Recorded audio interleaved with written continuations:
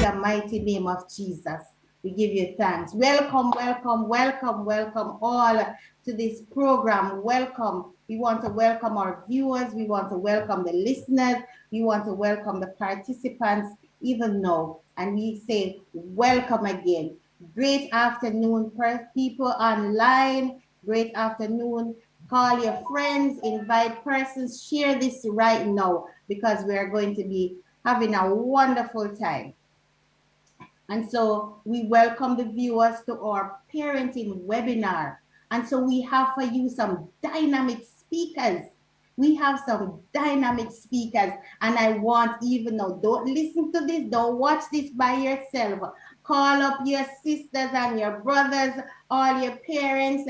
Can I tell you, your guidance counselors, everybody needs to hear. And so we're asking persons to come along. So we want to welcome everybody here. We want to welcome our viewers on behalf of our Bishop Courtney McLean, and our Reverend Nadine McLean, our First Lady, the members of Worship and Faith International Fellowship. I also want to welcome you.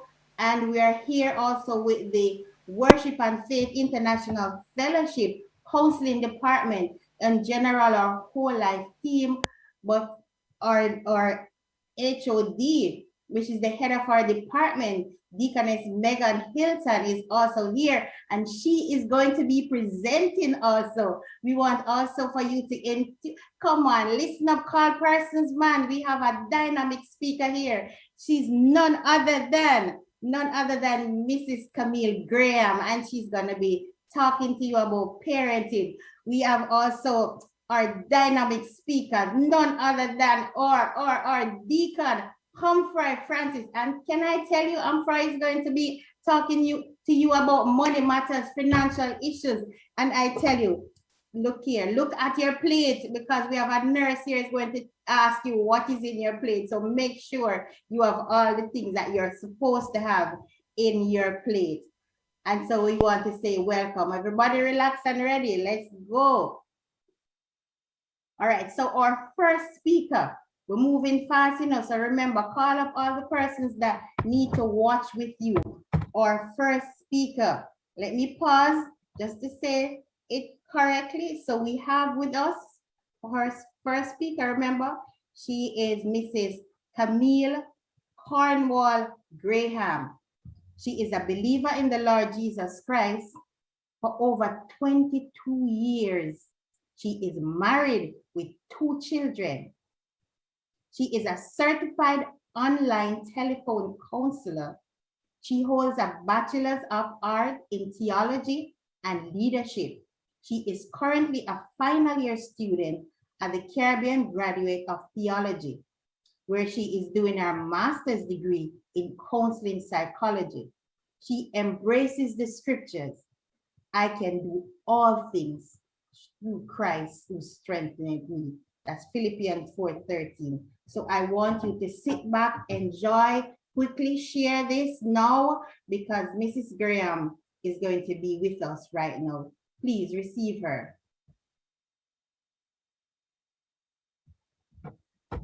So much. Thank you so much. Good afternoon. I'm happy that you are in our midst this afternoon to share with us as we celebrate Parents Month. I'm going to quickly share my screen with you.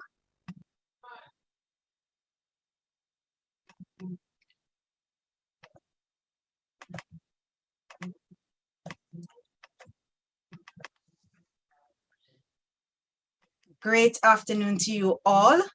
Thank you again for your patience. Thank you again for joining in. And this afternoon, I will be looking at positive parenting. And I will be looking at some tips that we will, first we'll define what is positive parenting and parenting style, the tips to effective parenting and biblical guidance to effective parenting. What is positive parenting?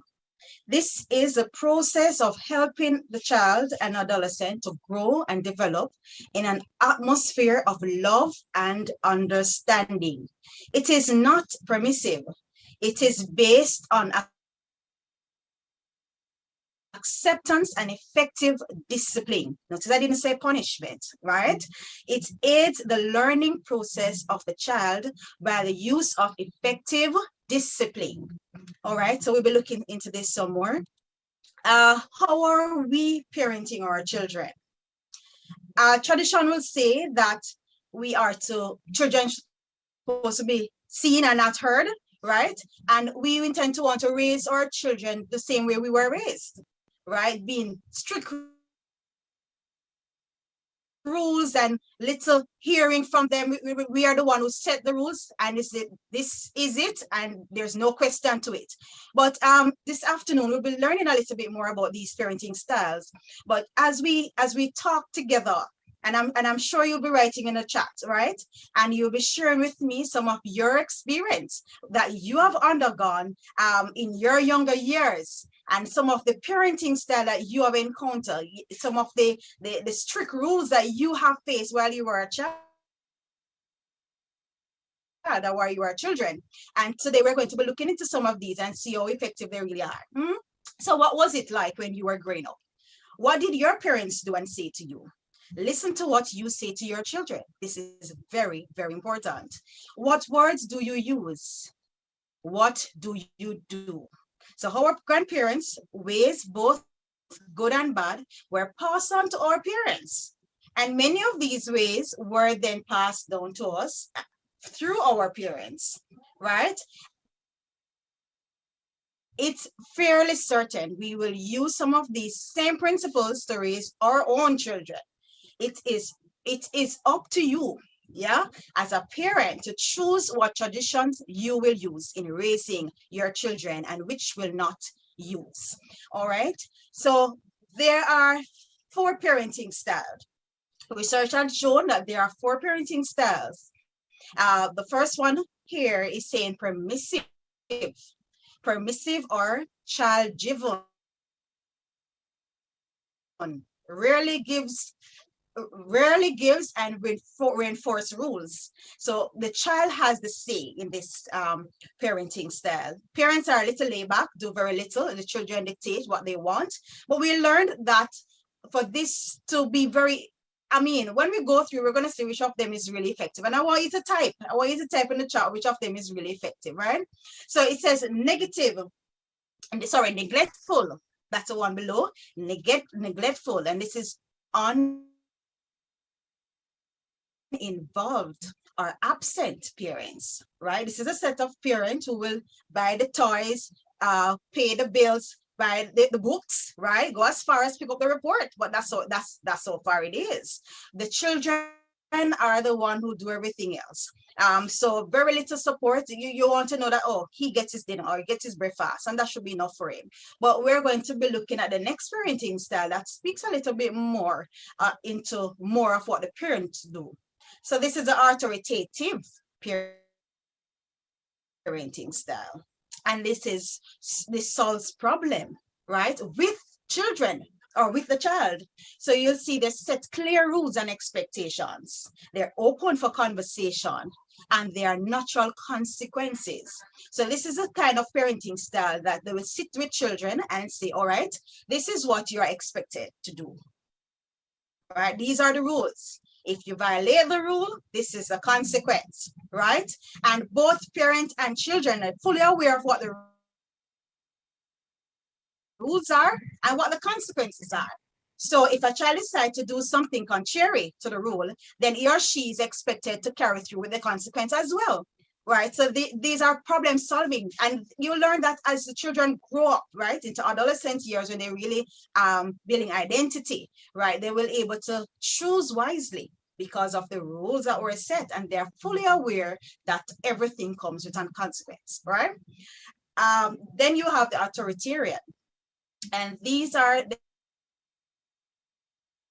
this is a type of parenting style where the parents are driven to strict rules and punishment, right? And we can relate, most of us can relate with this kind of parenting style where, you know, you are to, is it my way? Is it my way or the by way? That kind of thing. So your parents is so strict and they whatever they say is what goes, and you don't have no talk in this, right? And you may feel uncomfortable. You can't share it. You have to keep it in yourself, right? If you once open your mouth and decide to share, you'll be seen as rude. You'll be seen as disobedient. You'll be seen as fresh. And you know, Jamaicans, we have different terms that we use to describe this behavior. When it's simple, one able just need a voice, need a chance to express. So this is a way in which the communication with is very little considerate, and the emotion and the child and all of that is not noticed. So I mean, this is the kind of parenting style where the parent will give no room for the child to express his or herself. What are some of the tips to look into for effective parenting? Self-care. For us to be effective parents, we have to exercise self-care. And of course, the other presenters coming on will help us to shape into some of these, of course, with the correct meal and all of that. So you'll hear more about this part. Self-care, exercise is one. Balancing your a balanced diet is a very good way of self-care. Be aware as well of your own emotion. Be aware of what triggers you, right? What gets you upset. Be aware of that so you'll be able to deal with your own emotions. And you'll be able to connect with self. And with connecting with self, you can connect with your children, right? So connecting also looked into tapping into other persons, you know, share some concerns with other persons who have children in your age group, and will be able to give you guidelines and encouragement. And they would perhaps have mastered some of these areas that you are now struggling with. And they'll be able to say, you know, so-and-so have worked for me. Give it a try, right? So connecting with not only self now, you notice I'm extending it to connecting with other parents or other supportive groups. Family time. This is very, very important. Family time, I mean, this is the moment that you'll be able to share your desires, share your dreams, and your children can share theirs as well, and you're able to guide them. And notice I have here, be a good role model, right? You will see in our society today, children are looking on, you know, to be like. They are looking on us as parents to emulate, to adopt certain principles. So we are to be it, so we can expect it of them, right? As they go into generation after generation, we can see greatness coming out. Making communication a priority. It is important to listen to our children. They have a lot to say to us, you know. Listen to our children. Boost their self-esteem. Don't think that that's a wrong way of, you might say to him or her, your children, and say, you shouldn't do it that way. Mark you, they might be doing something that is not correct, or something might be done that is not correctly done. But there are ways and means to correct our children so that they don't feel belittled, they don't feel bad about themselves. Right?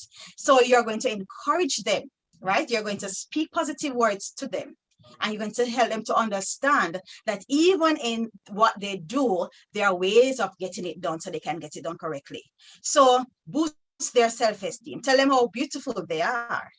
You know, tell them how much you love them, how great they have been performing. You know, encourage them, affirm them. And notice I have here not praise them, because there's a difference between affirming / encouraging and praising. Because sometimes we take we look at what is being done and say, okay, you have done a good job, not recognizing the process to get that job done, and not recognizing the child who had put a lot of effort in getting it done. So when we praise a child and down the road he don't get the thing done correctly for whatever reason, reason he forget how he had done it first. He will now feel bad about himself, thinking that he's not capable of doing it. But when we encourage the process or encourage the effort that has been put into, then he or she will be boost and know that even if I might get it wrong this time, I have made some effort. I have made an attempt. I have tried. And when you encourage the effort, that even though it didn't get it right this time, that's okay. Continue to try. Continue to work at it. Be encouraged, right? So it's important. And we will be looking at some affirming words in the activity to come.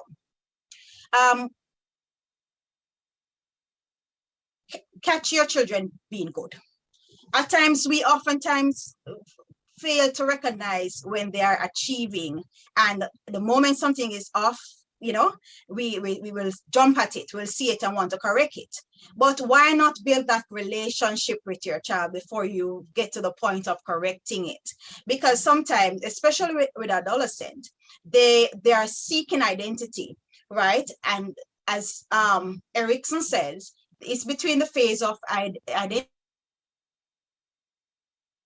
versus role control. So they're not sure what's going on. There are a whole lot of things happening in puberty years. And because of the struggle, if we are not connected, if the relationship hasn't built, then when we get to the point of correcting them, it becomes a challenge and they become very disobedient and rebellious and that kind of thing. So set limits and be consistent with your discipline. I will repeat that. Set limits and be consistent with your discipline. So whatever it is today, it will be the same discipline for tomorrow. Oftentimes we miss that and we will say, okay, I forgive you, and all right, yet the consequence was already laid out and they knew beforehand that if they do this, contrary to the rule, the consequence is X or Y. But you feel like you have a good heart and you decide, okay, I'll let it pass. Tomorrow you let it pass again. The next day it is passed again. By this they learn, okay, all right, mommy, I can do whatever I want. So we have to be consistent. If we're going to say, I'm going to take away your phone for a week because you did not do your chores, then that's what the consequence is.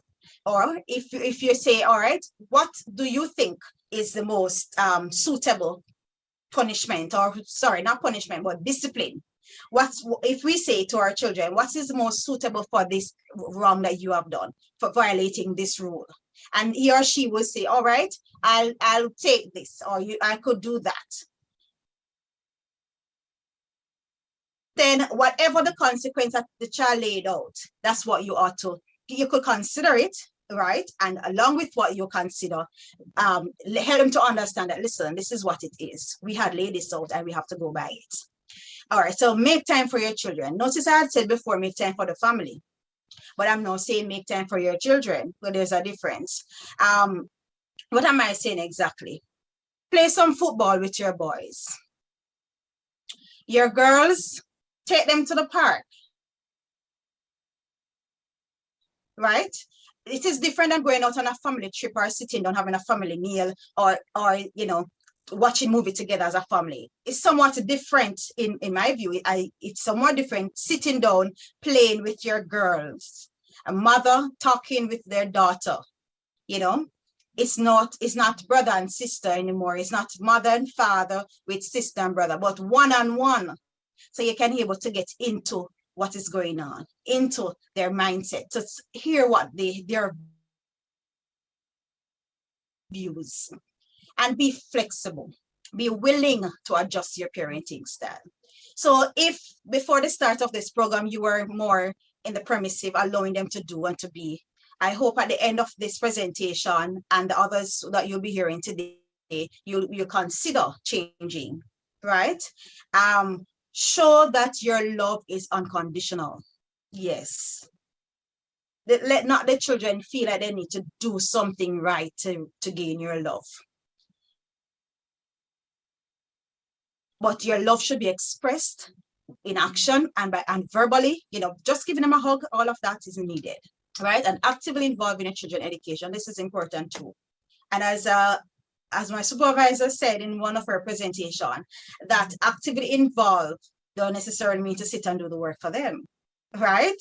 So you can guide them as they work along in their projects. You guide them, you work with them with their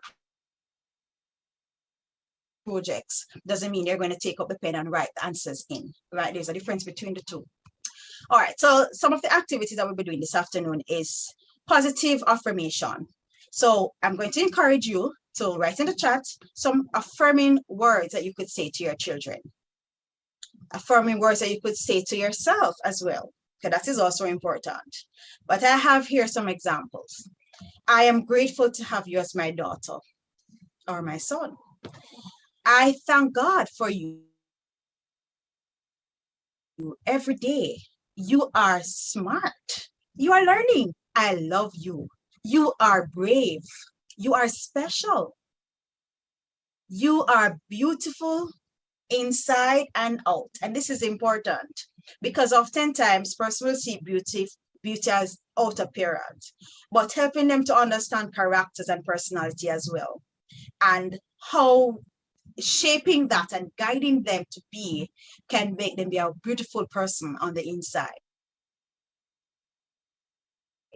right? And you can do it. When they feel like they can't do it and all up lost and they feel like enough is enough, too much work and online working is stress and all of that, and they think that they're ready to throw in the towel because it is too much, you're going to encourage them. You can do it. You will get through it. I am with you in this. Hug your children. Kiss them on the cheek, on the forehead. It helps. The second activity is progressive muscle relaxation. In progressive muscle relaxation, you tense a group of muscles as you breathe in and you relax them as you breathe out. You work on your muscle group in a certain order. So we'll be looking at some of those. When your body is physically relaxed, you cannot feel anxious. And you will find that when we practice it, and I'm hoping you're able to do it, even though you are not able to open, it's not a Zoom where we can open and see things, but I'm trusting that you will practice this in your space. So practicing progressive muscle relaxation for a few weeks will help you get better at doing this still. And in time, you will be able to use this method to release stress. And one of the reasons why I'm putting this in, because it is important that we are at a calm before we want to correct our children.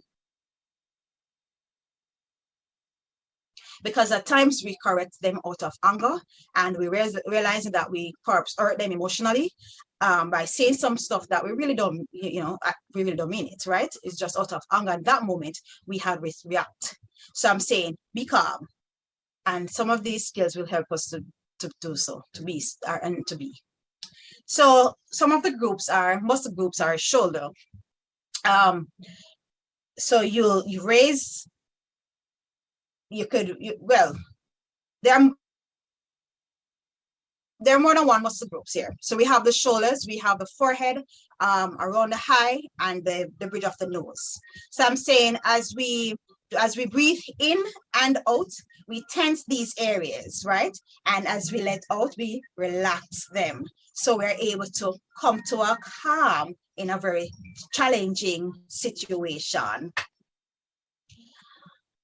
Around the mouth is another, where we tighten our lips. And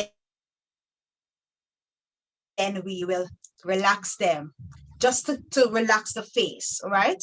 Around the neck as well is another muscle group, the front of the forehead. So the more of these muscle group that you can relax, it's better for you to be at a calm, for you to be able to deal with matters effectively. What does the Bible say about positive parenting? It said nurturing them, making reference to our children, in the discipline keeping an instruction of the Lord. Ephesians 6, verse 4. He says, train up a child in the way he should go, and when he is old, he will not depart from it. Proverbs 22, verse 6. And he says, you fathers, do not provoke your children to wrath. Ephesians 6 and verse 4. Nurture as a wise son, because we had said Ephesians 6 already. So a wise son makes a glad father, but a foolish son brings grief to its mother. So these are some words from the Bible to encourage us to be effective in our parenting. All right, thank you so much for listening. And I do trust that you have written in the chat the most effective parenting style and which one will work best for your children. God bless you. Come on, let's give it up for our presenter, Mrs. Camille Graham. And I want persons to ask questions, and there's so much. I want persons to remember all the tips that was given. Self-care, very important. If you can't self-care, you can care for your children.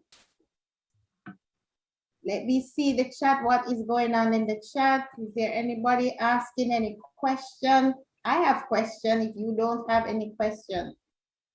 Yes, I want persons to put in the chat some of the tips that Mrs. Graham has given us. She has given us a whole lot. She has said a whole lot.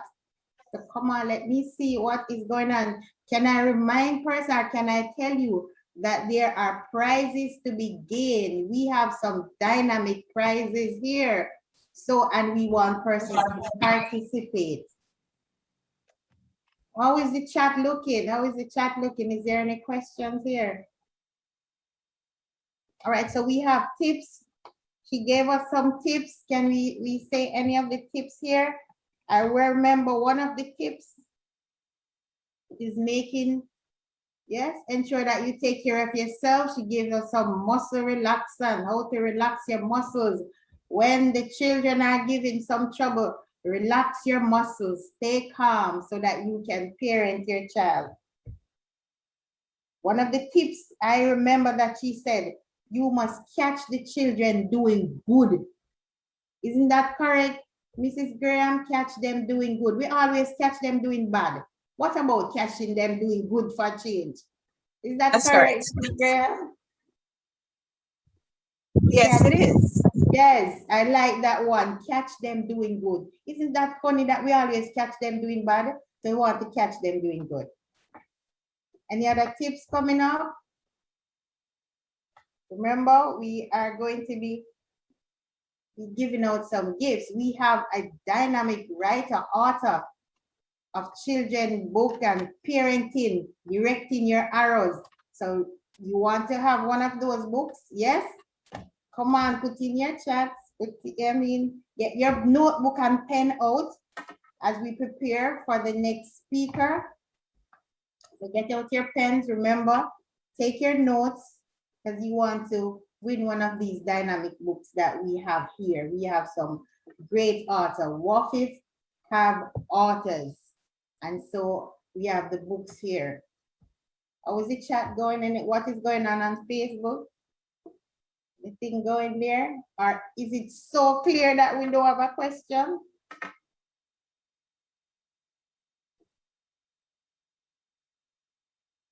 Oh, I hear they're agreeing with everything that is said, they're agreeing with. Very, very good. Presenter, you did well, man. Everybody is agreeing with you. So you want to quickly move on to our next presenter. Are we ready for our next presenter? All right, so let's go without further ado. We can still keep the chat going, still put your take on the chat. So get your pens out, everybody, your notebook, and get ready for this speaker. She is no joking, man. Her name is Mrs. Tamika A. Reed. She is a member of the Worship and Faith International Fellowship Church here for the past 8 years. She actively served as a praise and worship leader, sub-leader in the whole life department. Nurse Reed Dennis is a registered nurse. She is a registered midwife and nurse manager. She is a stalwart in the nursing department for over 17 years. She practices in the pediatric ward. She is also a ward manager in the burnt unit. She has one husband, that is Mr. Christopher Anthony Dennis, and she is the mother of 3 children, Crystal, Christoph, and Jamoy. She stayed true to the words of God according to 2 Corinthians 5:7. For we walk by faith and not by sight. She enjoys singing, of course. She loves to read poetry. She aspired to become an A-list author and songwriter. Come on, give it up for Nurse Dennis. Give it up for Nurse Tamika Reed Dennis. She knows what she's talking about, and she is going to tell you all that you need to hear. What is in your plate? Thank you. Okay, thanks everyone. Thanks everyone. Good evening. Start screen sharing. So while we're waiting for the slides to come up, what's in your plate? Healthy habits for a healthy life.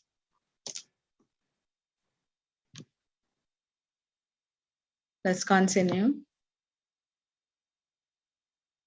First slide.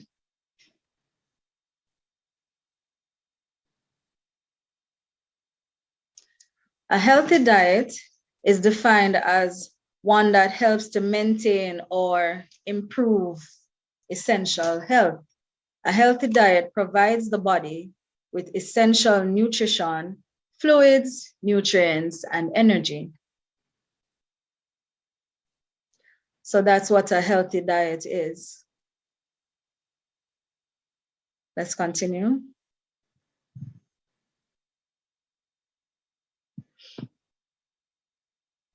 Let's look at the importance of consuming healthy foods.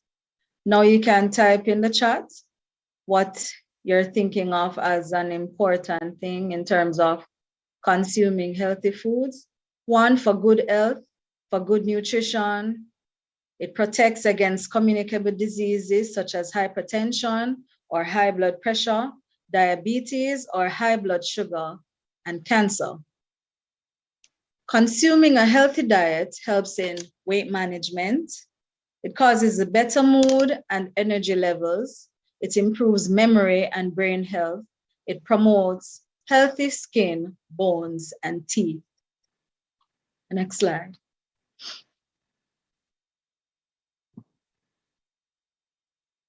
Now let's look at what are the 6 major nutrients. Clockwise: lipids and fats, protein, vitamins, water, minerals, and carbohydrates. These are our 6 major nutrients.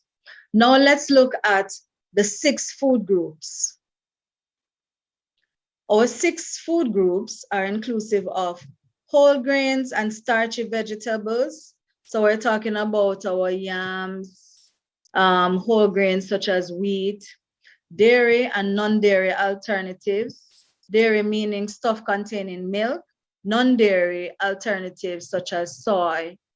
And they come up with a lot of things on the market to replace dairy. Fish, poultry, meat, and eggs. Heart healthy oils, elective and discretionary calories, for example, cheese, milk, sauces, and syrup. Next slide. Next slide.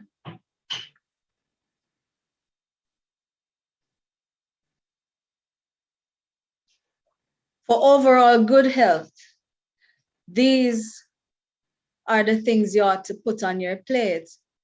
What are some of these things? Food to consume for good heart health.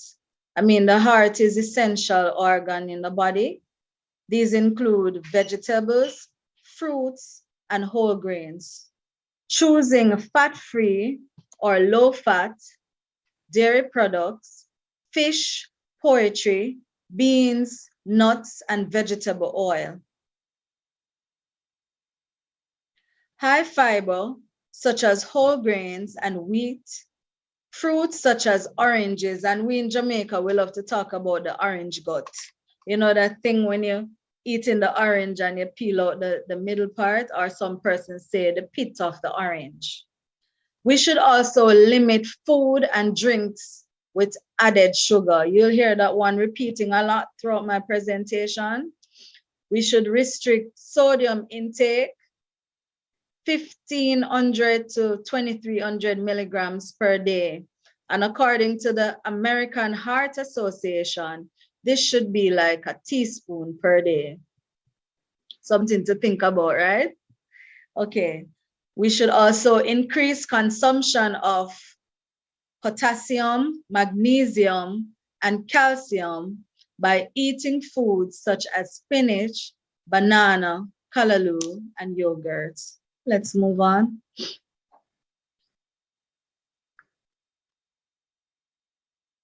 Next slide. Okay, so next we'll be talking about how to prevent or control diabetes. Now, diabetes is one of those communicable diseases. You know, it's very common. Let's look at how to prevent or control diabetes. Fruits and drink with no added sugar. Dietary fiber, mostly plant-based. This helps us to feel fuller longer. Complex carbohydrates such as yams, dasheen, and cassava, these break down to less sugar than rice, and processed starches such as white bread and biscuits. Know your dietary intake. A guide from your family doctor can help with this.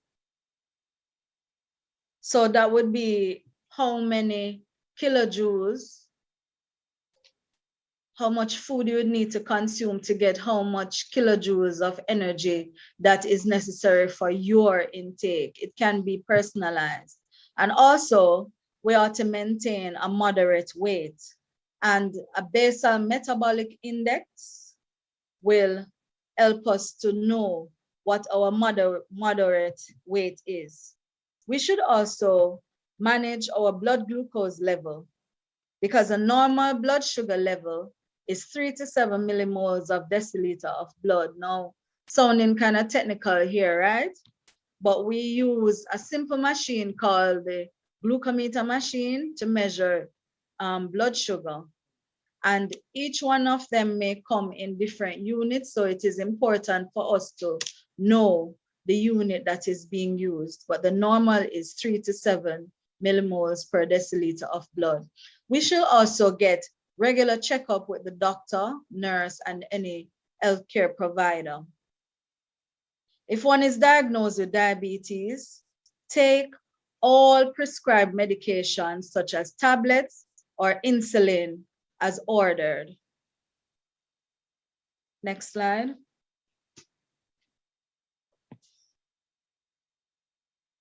How do we reduce the risk of cancer? We could start by ingesting foods containing antioxidants. These antioxidants decrease cell damage. Food high in antioxidants include berries, blueberries, raspberries, dark green leafy vegetables, pumpkin, carrots, nuts, and seeds. Now, it is also important for us to do our screenings. Now, screening with medical providers include pap smears, breast self-examination, prostate examination for men, especially in the 40 and over age group. We should also maintain weight because persons with obesity is at a high risk for developing cancer. Next slide. Now let us look at how to improve mood and brain health. Food that prevents brain degenerative diseases such as Alzheimer's and dementia. I'm sure this is not news to us. We have heard, some of us have heard about, Alzheimer's and dementia. So foods that can help us in preventing this includes fruits and vegetables. Vitamins such as A, C, E, I call them ACE, omega-3, and fatty acids. We should also invest in ourselves and treat ourselves well. Can we type that in the chat, please? Invest in yourself and treat yourself well. That could be a tagline, for healthy living. Invest, let me repeat it. Invest in yourself and treat yourself well. Buy vitamins and foods that are rich in these vitamins, the ACE vitamins, A, C, E. The word of God, I had to go there, yes. The word of God is likened unto food. Eat it or read it daily. Exercise plays a valid role in relaxation. Develop a routine that includes exercise. We should also get adequate rest. In preparing for this presentation, I was listening to online speaker, Steve Harvey, and what he was saying is that if we should really rest for 8 hours, that's like a third of the day. If you are to really get by in life, that is too much rest, but we should really get adequate rest. We should avoid stress. There are teas also that can provide some form of relaxation, such as chamomile and mint.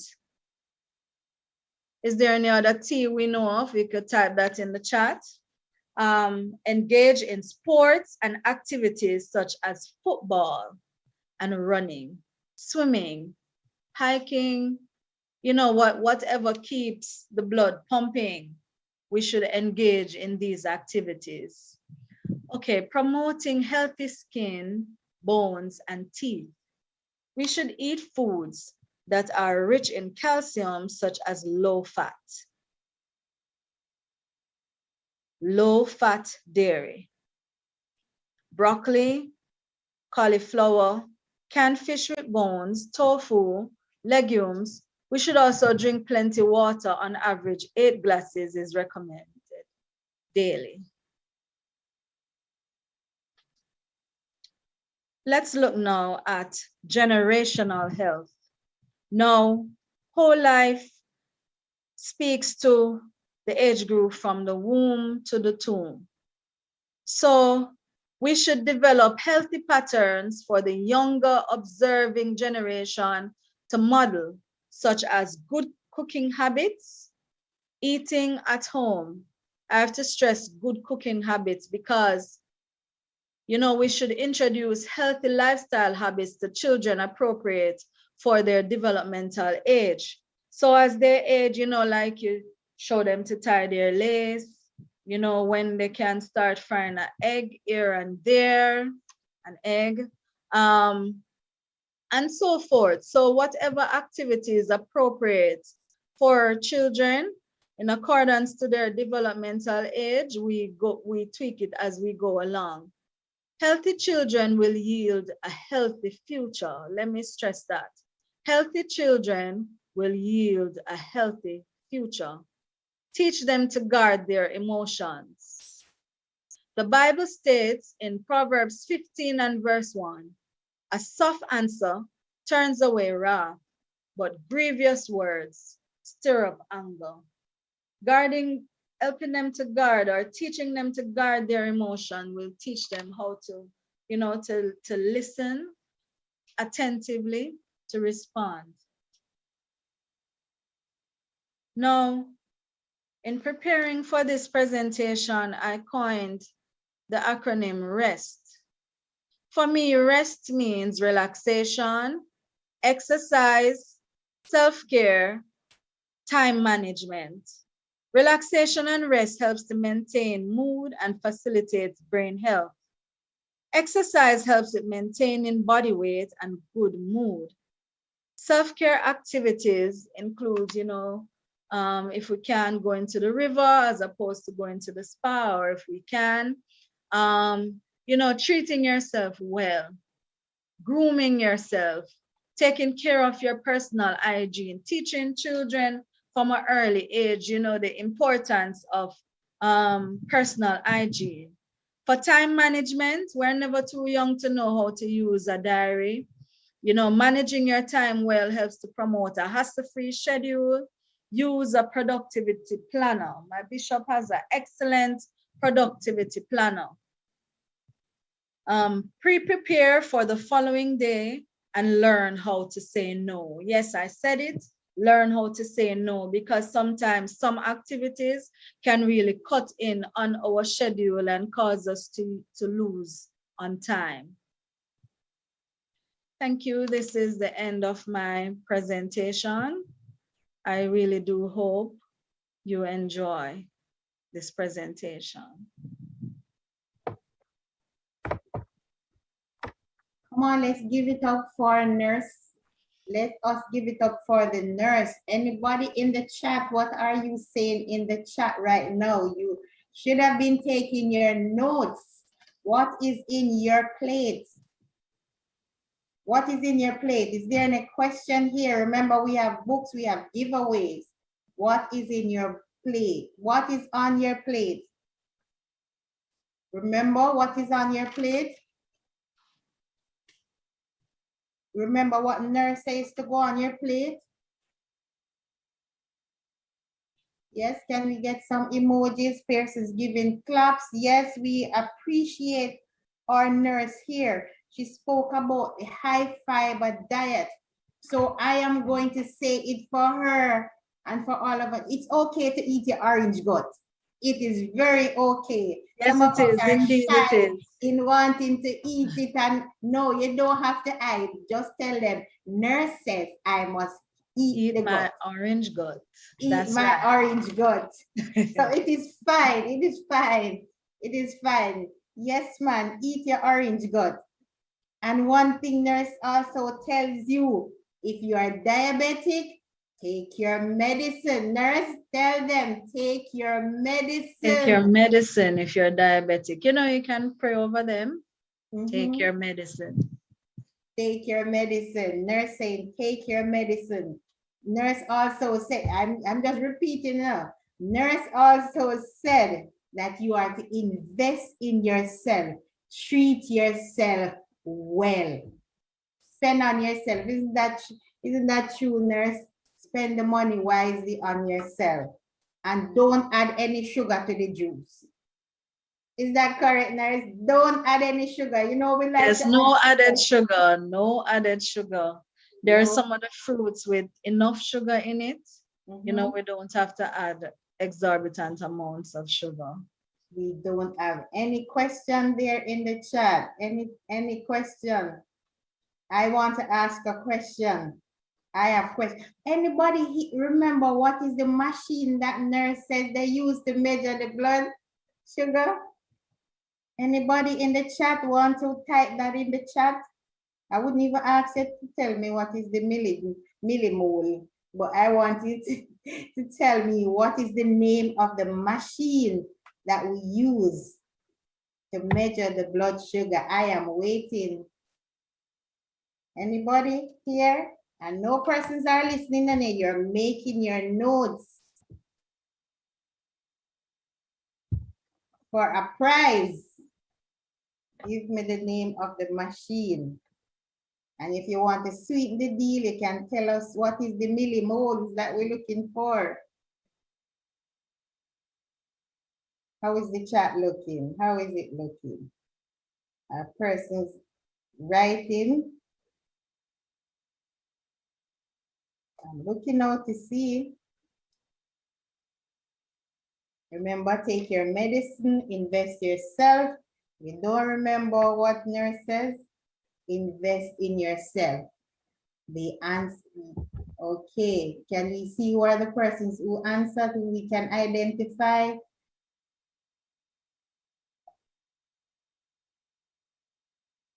Okay, they're answering on Facebook, so somebody will take that information there.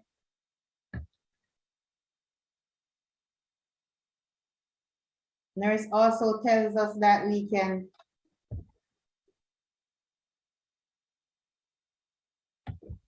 all right, so let's check on the chat and see what is going on. All right, so the person that answers is Mrs. Hyman 5. She's the winner of one of our gifts. Yes, so we want to congratulate you, and so we want to ensure that you are also taking care of your sugar level, and remember to eat your orange cut, even if it's sour. Eat it same way, because we need the fiber. Isn't that right, Nurse? Nurse also encouraged us to relax and sleep. She is defying Steve Harvey. We need to get adequate sleep. Yes? I love Steve Harvey, but she's saying that she's defying. Okay, so we're gonna ask to send, we're gonna ask you, Mrs. Hyman 5, to send us a WhatsApp message so that we can allow you to get your prize. So our number here, could you quickly take your pen and paper and write down our number here, 876-551-1901. So remember, Mrs. 5, it's 876-551-1905. Great. Very good. Very good. Thank you for your participation and your answer. So continue making notes. Continue making notes. All right, I can see. All right, so tell me about some of the dieting for the children. Remember, we are here to help parents. What is the diet that we can ensure that our children get adequate amount of nutrients? Remember, we speak about the 5 food groups. We talk about the nutrients that the children need. Yes? Can we get some answers to that? Tell us, what is it that we need to feed our children on? We know we're not to fill them up with a lot of sugar. Nurse spoke about that. Anybody have anything in the chat? So we want to get your prize just as Mrs. 5 got hers. Let me see what's going on in the chat right now, what's going on Facebook.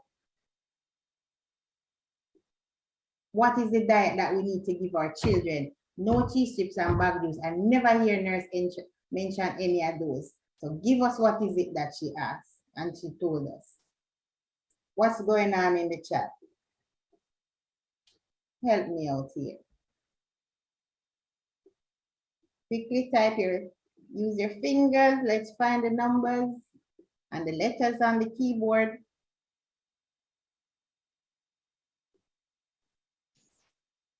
So put your information in, and so we will get back to you and we will ensure that you get your prize. Once you answer correctly, of course. And nurse is here, you know, to ensure that the information that you give, the answer is correct. All right, so we have here Christine Mackenzie is saying, nurse, fruits and veggies. Veggies. Nurse, you will tell me if that is correct. She said fruits and veggies. Yes, that's correct. That is correct. Right. Healthy meal for kids should be balanced, nutritious, and attractive. Whilst preparing their meals, we could ensure that, you know, we come up with innovative ideas using food colorings. We can use like cookie cutters to shape the bread and the eggs and the cookies, of course. Other healthy tips, we should ensure that we maintain proper oral hygiene, you know, ensure regular dental visits, avoid or limit, because, you know, we can't just cut them completely away from like junk food. And here we go again, sugary drinks, avoid sugary drinks. and also regular hand washing. And with everything happening with this pandemic, I have to stress hand washing. And, most times we see the adults wearing their masks and the children not wearing any. We should ensure that they wear their masks as well. Even though we're talking about nutrition, but we also need to keep healthy. Okay, great. Remember hand washing, that's very important. Thank you so much for that, nurse. Right. Another point in terms of toddlers, we should introduce new foods one at a time. And in terms of introducing them to vegetables, when Christoph was coming into trying new foods, what I would do is to try cheese on the vegetables. So cheese on the callaloo, cheese on the pak choy, and he enjoyed it. It really worked. So we have to be innovative in terms of giving food to our toddlers. And, it's really from the womb to the tomb. So let me talk a little bit. Let me just push that in somewhere about infants. We should ensure that our infants are well fed as well. If we're giving them formula, we should ensure that they get adequate water intake. And we should also know how to store breast milk. Let me add that as well. At room temperature, the ideal time is 4 hours. 6 hours is also acceptable. For insulated cooler bag, 24 hours. In the refrigerator, 72 hours, and in the freezer, up to 2 weeks. All right, back over to you, boss. Okay, great. How to store the breast milk. Breast is best. Anybody wants to put in the chat, just let me know that you understand what nurse just said and you made a note of that. You can refrigerate, you can put them in an insulated bag. Very good. Thank you so much. Thank you so much, nurse, for that. And can I tell you, she worked on the pediatric ward as a manager, so she knows what she's saying. She's not guessing. She's not just talking off the top of her head. This is her job. She has been a nurse for years. So we can take her words to the bank. We can repeat it. So we want persons to keep putting it in information in the chat, and so we will get to you. So we want to move on to our next speaker. Thank you so much, nurse. Thank you so much. I want persons to send up some emojis, some thank you for nurse for taking the time out to really share with our parents. Yes, and she also spoke about health is from the womb to the tomb.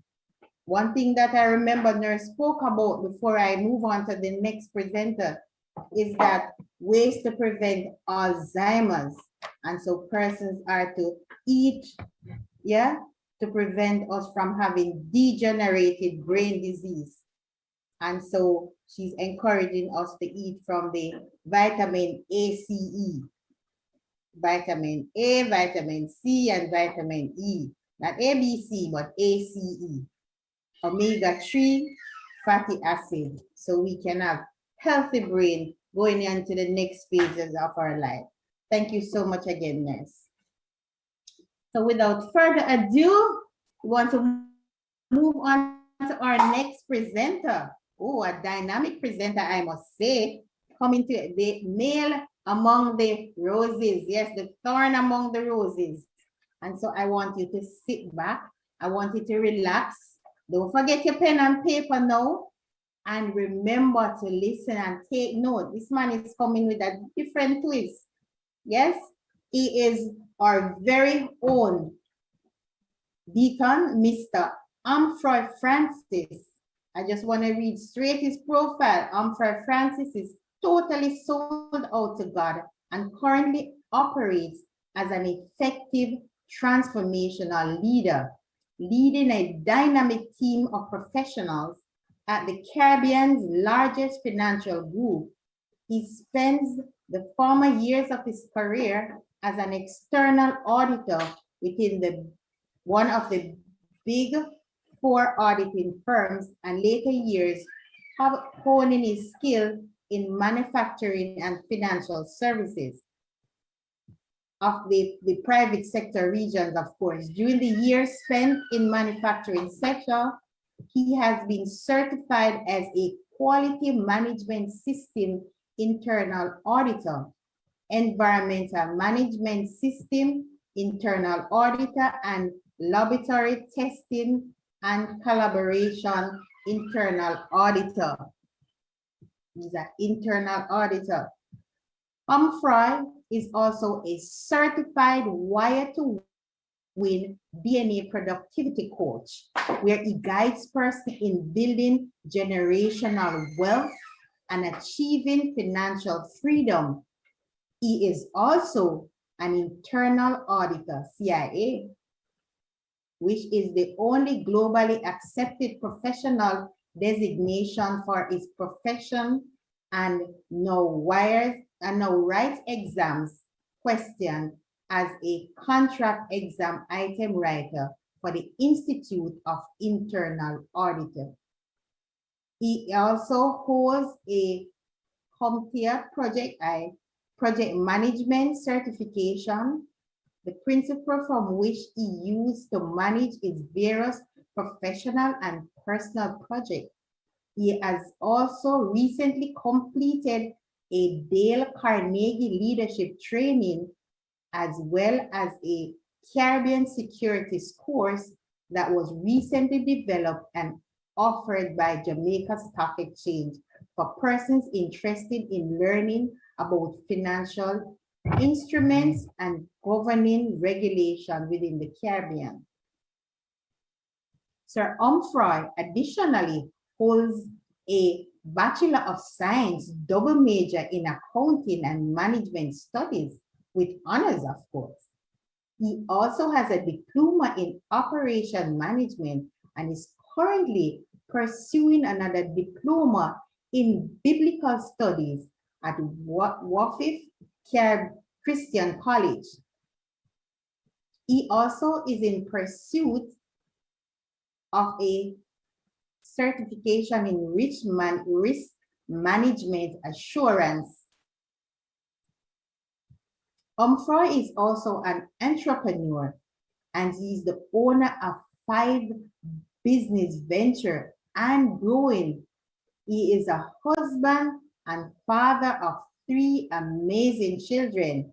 He is guided by the principle through good focus, work, and determination, coupled with God's guidance, any and everything can be achieved. Would you give it up for this man of wearing many hats? He has a lot on his shoulder, but he wears it well. Give it up for Mr. Deacon Humphrey Francis. Great evening, everyone. Oh, I'm so humbled. I'm privileged to be coming on this platform to share the space of these dynamic persons who have gone before me and who will be coming. Honor to the Holy Spirit, to my spiritual father, Bishop Courtney McLean, and mother, Reverend Nadine McLean, my HOD, Reverend Elise Atkinson, other leaders, teammates, YouTube family, Facebook, blessings, parents, blessings. All right, I'm going to share with you shortly what I've put together this evening as best as possible to keep it tight. And it's basically financial tips for building generational wealth. So we're going to move through as quickly as possible with regards, because we have a limited time. So you can type in the chat, what do you believe is generational wealth? What do you think this is? Generational, and you put it together, wealth. Yes,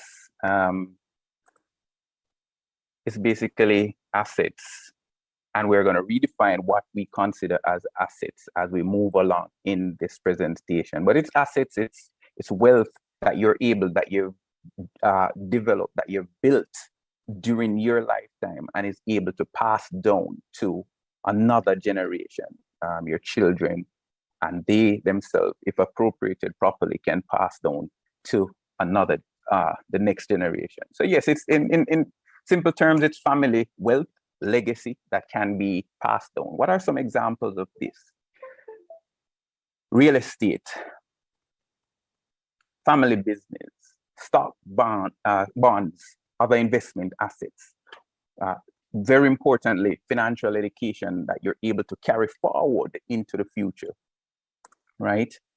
So these are some of the things that we should be accumulating in our lifetime so that we're able to pass down. Because guess what? When you're able to leave something behind for your children or your grandchildren, you're giving them a head start. You're contributing to the growth of generational wealth in your family line, right? So that's what we should be aiming for. All right, so imagine for a bit, take some time, look back. If you were able to start life free of, say, student loan, or having given a fully paid off house or some money, how differently would your life have been to date? That's what I want you to think about. And this is what generational wealth gives us that opportunity of doing, right? So if we intentionally prepare for our children's future today, we're enabling them to get a head start on their financial future, right? So thereby would be most likely breaking some generational poverty, if that's there, once it's appropriated properly, and establishing a solid foundation for creating generational wealth, for building generational wealth. So simply put, I'm putting it in simple terms. If we build generational wealth, or persons who inherit the generational wealth, what happens is that they are given a significant financial advantage over those who do not or didn't get such an opportunity. Wouldn't you want that for yourself? Wouldn't you want that for your children? So that's what we should be moving towards attaining. Does the Bible look into or give us any insights regarding this? All right, let's see. So the wisest man who ever lived, it was purported that he was speaking to his son in Proverbs, right? King Solomon, wisest man who ever lived. Hear what the man said to his son, this king. Hear what the king said to his son. So if he's the wisest man and he's telling his son these things, why wouldn't us say the same or try to pass on the same to our children? He said, a good man leaves an inheritance to his children's children, and that's in Proverbs 13:22. So he's not just looking to say here what, have enough to pass down to your children, but it should be enough to be passed down to your grandchildren. Are you at that place? No, that's the question I would want to ask. Hit up the chat and say yes or no. He also mentioned in Proverbs 22:7, he said that the rich rule over the poor, and the borrower is slave to the lender. Would you want your children to be a slave to the lender? And it's modern day slave. The rich, they have the affluence, they have the influence, they are the ones who own stuff. And this results in persons, the poor, going to work for them. When persons borrow, borrowers become a slave to the lender. Which end would you want to be on? The lender or the borrower? Type that in the chat. Borrower or lender? All right, we're going to just quickly look at some strategies for building generational wealth.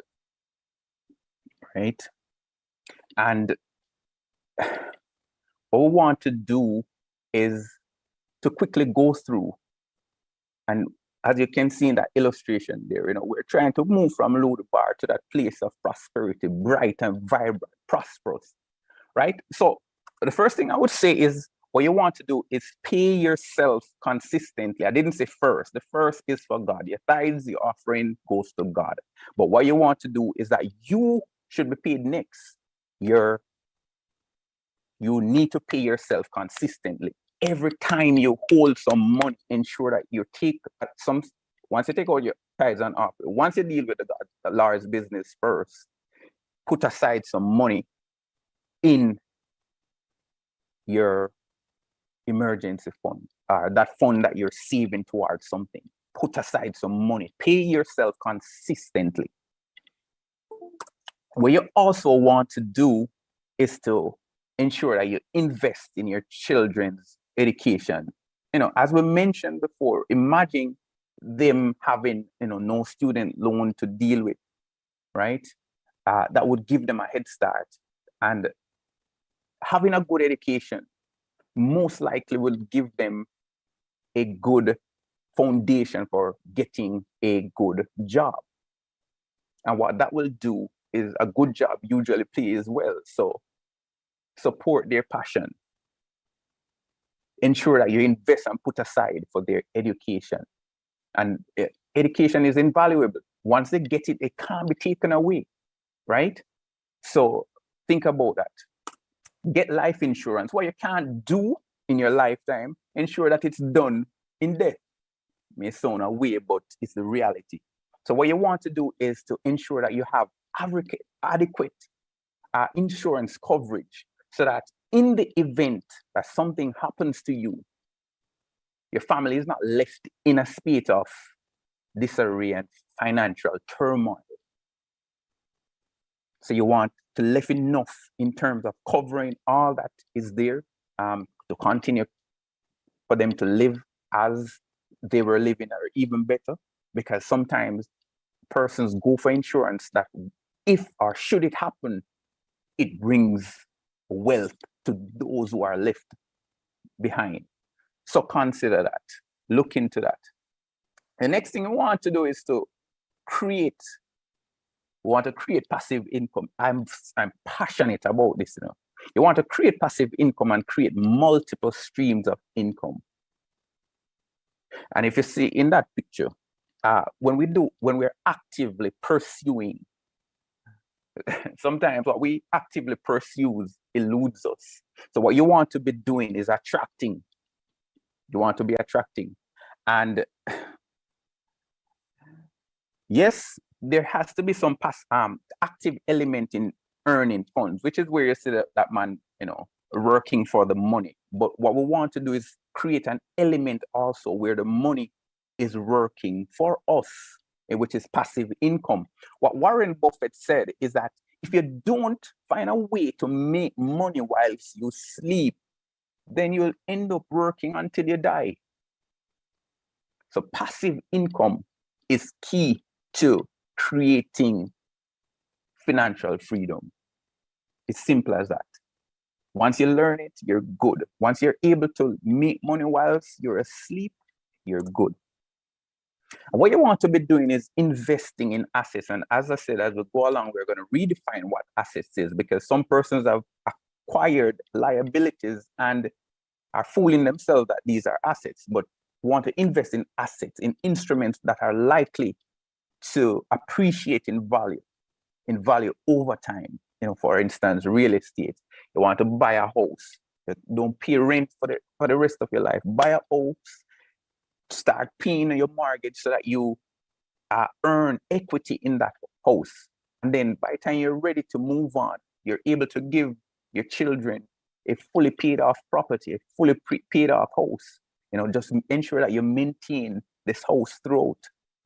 Stock market, most likely, yes, there are variation. It dips, it goes down, but that's just the essence. That's just the nature of the stock market. Usually, over time, if you stick to it throughout, and if you have blue chip and good stocks, it tends to appreciate over time. So you want to also build a business, you want to also think about building a business so that you can be able to pass down to your children, to that generation. In this case, not all of your children or your children may not be interested in your passion in the business itself, so you're able to sell it. But what you want to do is bring them in early so that they're able to appreciate what goes on. They know the ins and outs. They know, from the initial stage, from ground up. And if they take over, you do proper succession planning so that that successful business is passed on and they're able to benefit from it, and they're able to bring in their children into it, and it goes on. Yeah. A very good example is Madam C.J. Walker. And this woman is recorded as the first self-made millionaire in the Guinness World Book of Records, right? And this was a Black woman, born just outside of the abolishment of slavery. And she was doing laundry like for $1.50, per day US, right? And what happened is that because of what she was using in the laundry and stress and etc., she was going through a divorce at the time. I think she was losing her hair, and she developed, she was introduced by someone else to this hair product, and she went into hair care products. And this lady, this black woman just post-slavery was able to build a business that brought her into the Guinness World Book of Records as the first woman, not the first Black woman, the first woman, as it is recorded, to be a self-made millionaire. All you want to do is to find a solution to a problem, build a business. She was able to pass on to her daughter. Her daughter was able to, make millions, live well, pass on to her adopted daughter. And, they were able to just, sell the business after. Build businesses. Just find a solution to a problem that you're experiencing. The fact of the matter is, many generational wealth is lost. 70%, it is recorded, is lost when it's passed down to the second generation, So if they don't have the knowledge, it's like, let me give you an example. It's like giving someone the keys to a car, never taught how to drive, and you give them a car key and say, here what, go. What will happen? It will eventually crash, which is the same thing here. If you're passing down this wealth, if you're passing down this large sum of money, this property, this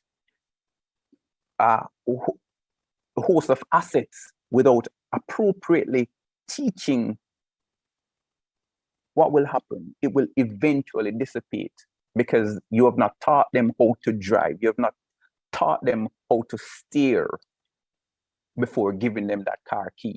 And it said that 90% lose the entire thing by the third generation.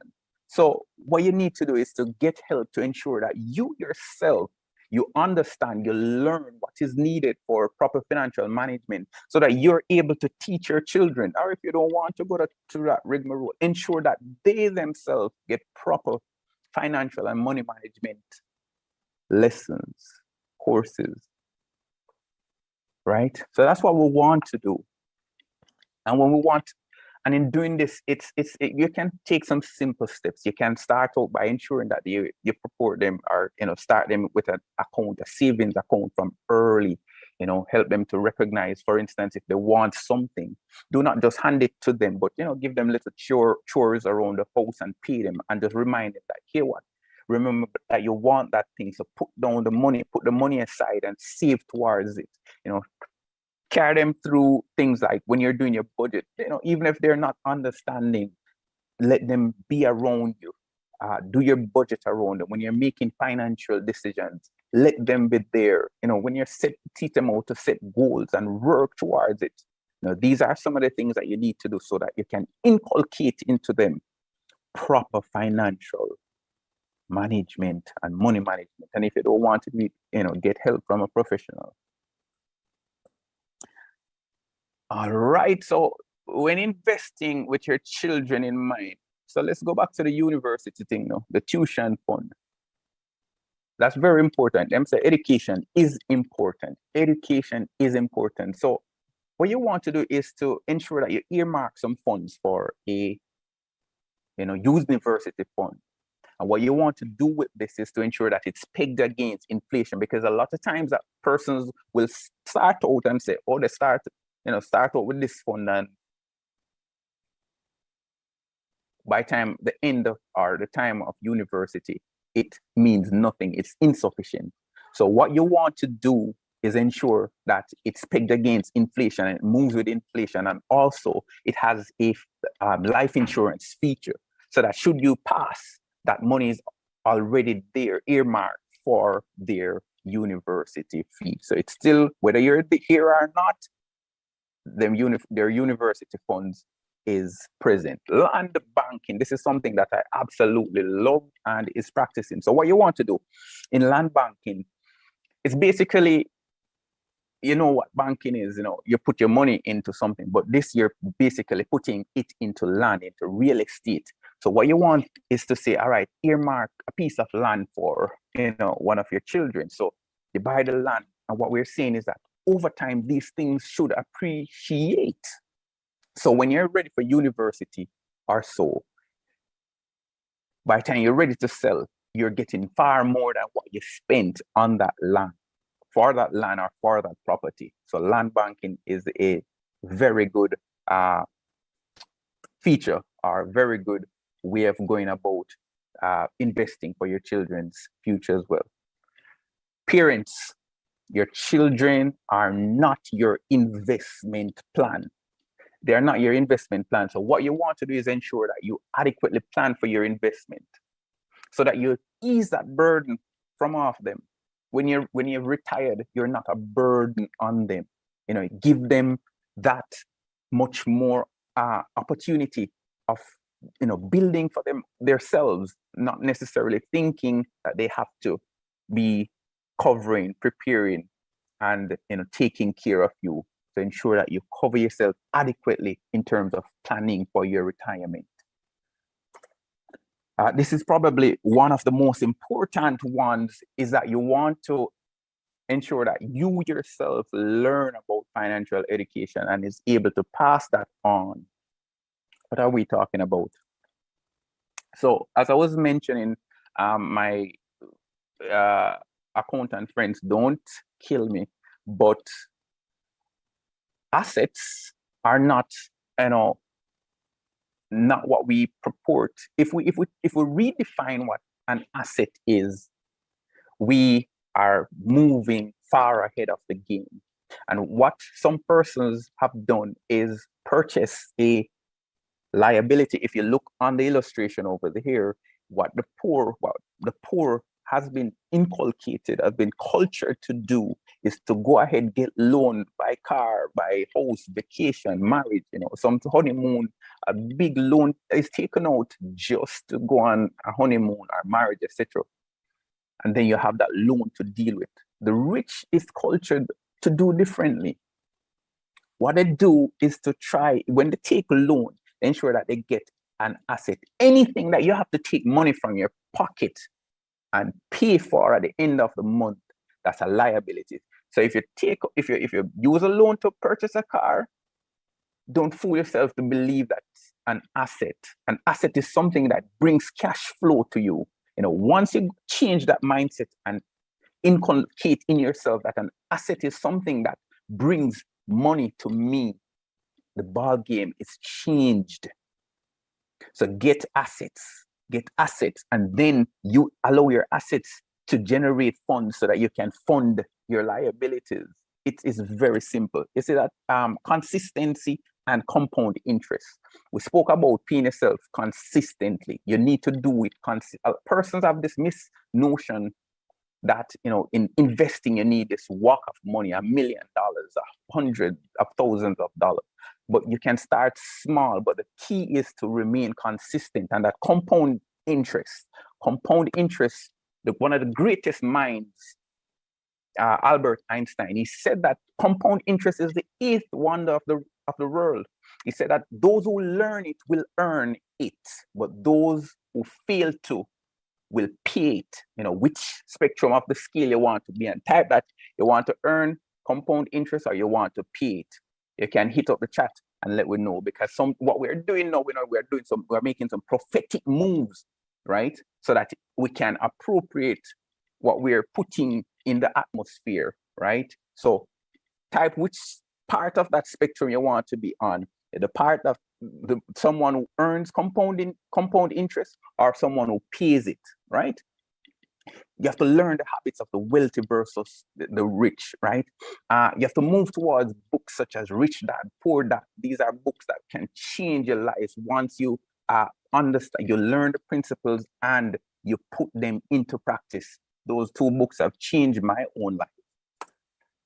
So what passing on generational wealth we're moving through now. So what we want to do is that you want to ensure that you make a will or you do an estate plan so that your estate is put together, that which you've built is passed on to those who it ought to, right? And you can get a professional to give you render some assistance where that is concerned. Ensure that your beneficiaries is up to date, because what happens is that sometimes we have taken out some insurance or other products long ago when we were younger, didn't have new persons or children in our life, and or insurance policies is saying that, okay, give my brother X amount, and in the event that something happens, your brother or someone else who probably, you no longer wanted to pass that on, but to your children, etc. So you have to keep your beneficiaries up to date, current. What you also want to do too is, you can set up custodial accounts so that these are accounts for your children where you man it while they're mine. By the time they're, ready and able, you can hand that over. You want to create, when you develop that business, create a succession planning, bring them in from early, and then ensure that you create a succession plan. Who is it, from your children that you want to pass on the business to? Who is showing a passion? Who is showing an interest in it, right? Because not everyone is a business operator, but everyone can own a business, but not everyone is an operator. So you have to look for those signs. Get the support needed. Seek help if you're not where you want to be. Let me tell you something. The psychomotor, or the limbic system in our brains, what it tends to do is that it reacts sometimes unconsciously. So what we tend to do is to do things that we're not even recognizing that we have picked up. So if you should ask your children now to imitate talking on a phone, it's most likely that they'll do this. They'll use their hand and do this as if they're talking on a cell phone, because that's what we do in this current era. But persons who are, from a different time, they'll use the handheld signal to say, this is how they're talking on the phone. So we have to be careful. You yourself have to develop the habits of ensuring that you have developed proper money management, proper financial management practices. So if the question I would want to ask, are you currently representing what you would want your child or children to be? Are you at that place? Are you where you would want them to be financially? Well, if not, it's not too late. If not, ensure that you reach that place. Get help. That's my presentation. Thank you for having me. And I'll stop sharing now. Come on, everybody. I am telling you, I have been taking notes left, right, and center, and I hope that you are too. This generational wealth is getting me excited. excited. And so I know persons who are listening, Sir Humphrey, would want to speak to you another time. This is a lot of food for thought, and I'm hoping that persons who are listening are really taking notes. There is just so much. I'm not even sure where to go with the question, but I hear you ask a lot of questions, and I'm hoping persons are answering. Are you at the place where you want your children to be financially? Are you educated in this generational wealth that you want to pass down to your children? Are you? That is the question, and I want persons to answer the question seriously. Answer these questions.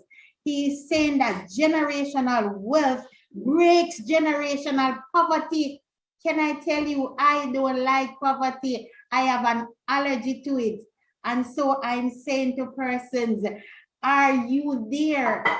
So you have to be there. You need the help so that you can get your children the help. Generational wealth. Don't shy away from making a will. This is what the man is saying, because your children should live after you wealthy. So don't shy away from making a will. A lot of us, Sir Humphrey, we shy away from making wills, and we shy away from taking out insurance because we feel when we do that, oh, we are preparing to die. But the man is saying to us, we are to create generational wealth. And I want just a quick persons answer in the chat. I'm hoping persons are answering in the chat. We have a giveaway right now from our Reverend Waldo, and he's saying, and I think this is so befitting, the new you. Yes, this is a book that we want to give away right now for persons who are answering the question in the chat that Mr. Francis or wealth advisor or wealth preacher. I feel like I just went to a conference and I'm converted. I hope you're converted too. Anybody in the chat answering? We have books to give away. The new you. So the new you who know about money. We're not shy away from talking about money, sir. We're not shy away. And so in the chat, come on, let's put in the chat. The man actually pulls scripture. He's not even talking off his head or as a professional right now, but as a man of God. As a man of God, he has scriptures, and he has 2 scriptures. And anybody right now that can put in the chat any of the 2 scriptures that was put forward, you can get that book. You can get that book. The new you. It's a planning journal by our very own Reverend Kenroy Waldo and his wife. This is a team, Mr. and Mrs. Waldo. Anybody can put in the chat any of the scriptures, because we're coming to you biblically. Did you hear the man's profile? The man is very learned, experienced. So I want persons to put in the chat, and we will be able to reach you and give you your present. Anybody writing in the chat? Anybody want this book? I'm waiting. Don't let this go by. Someone is asking, what if they don't have any children? You have nieces and nephews. Yes. And somebody can be donated. Can I tell you, we can create your name that lives after you. You can create your wealth and give it in a scholarship. Your name will live after you. Yes. If I didn't have any children, I could put it, the Joanna Brown scholarship that lives after you. So you put that in. So there are many ways. There are many ways. Cheryl Simpson answered the question. And if you have, then we have a book for you.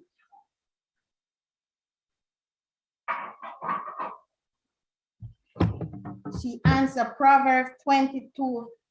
Is that correct, sir? Is that correct? Is she correct, sir? Or you're muted, sir?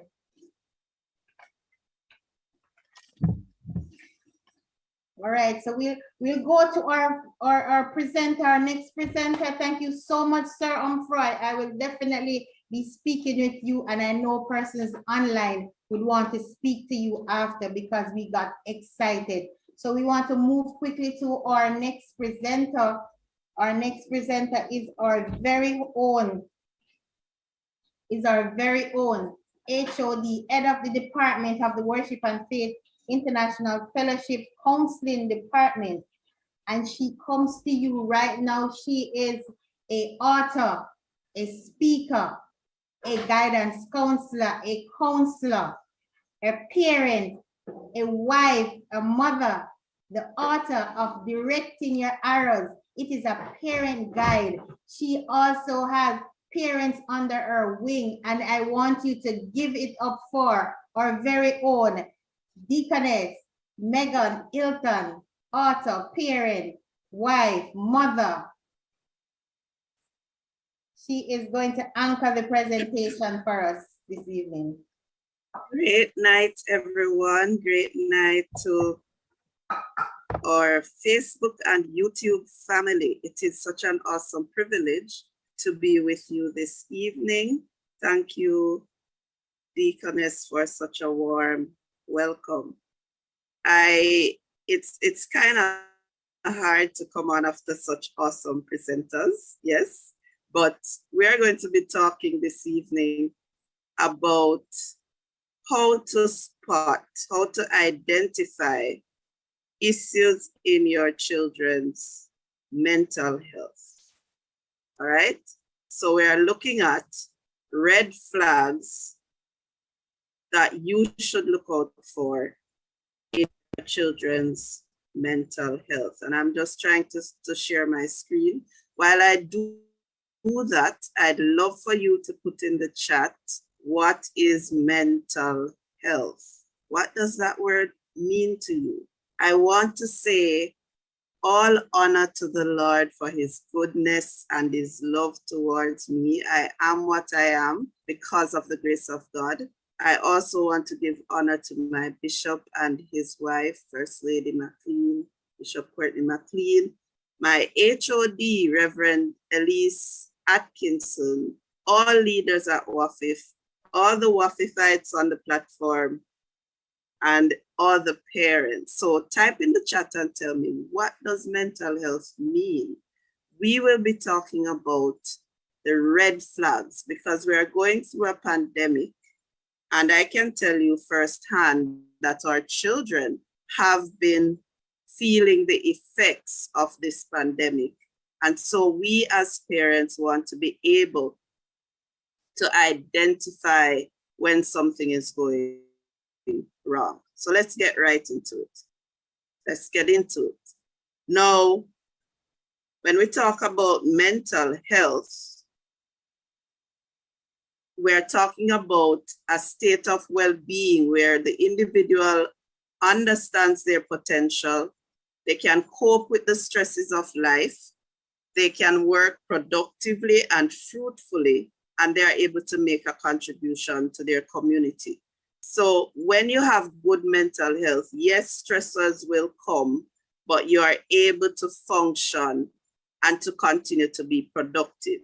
Putting it a little simpler, once you hear mental health, we're talking about how we think, feel, and act.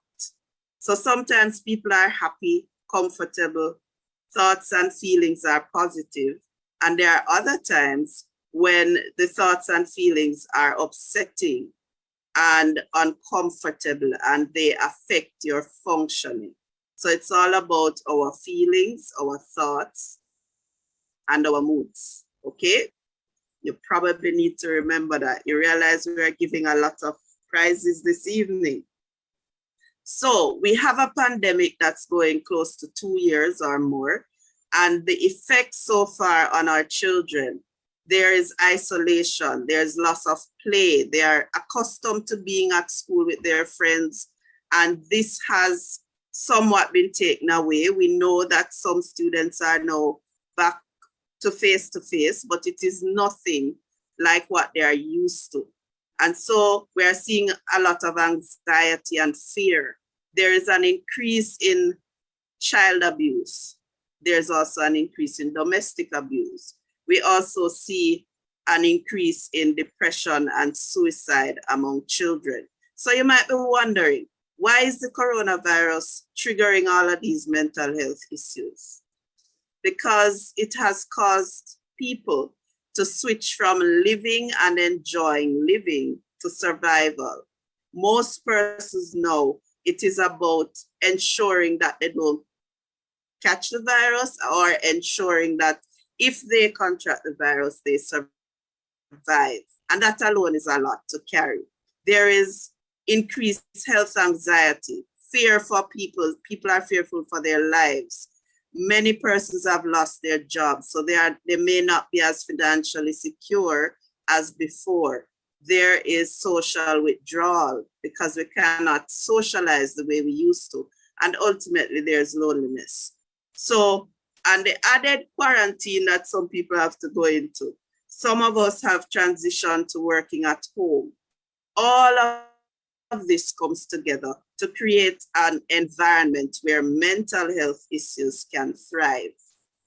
And yes, these things happen to adults, but let me say, our children are also facing some of these issues. So we need to know the red flags. What do we consider when we look at a child's ability to survive the stress that is out there right now?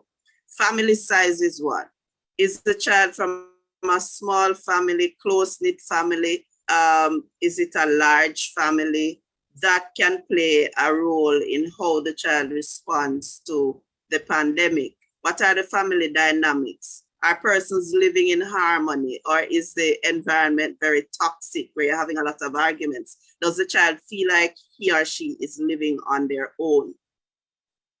Then we have the community. Is the community safe?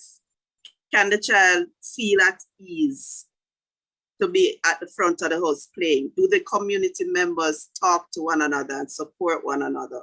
Or is every home in a vacuum by itself? The child's personality as well. Some children are outgoing and they thrive off interaction with other children and other people, while you have some who really don't care. I remember one child said to me, I don't mind online school. I never really liked being in a class with so many people anyway. So she's fine with being at home and not having to interact with 30, 40 classmates.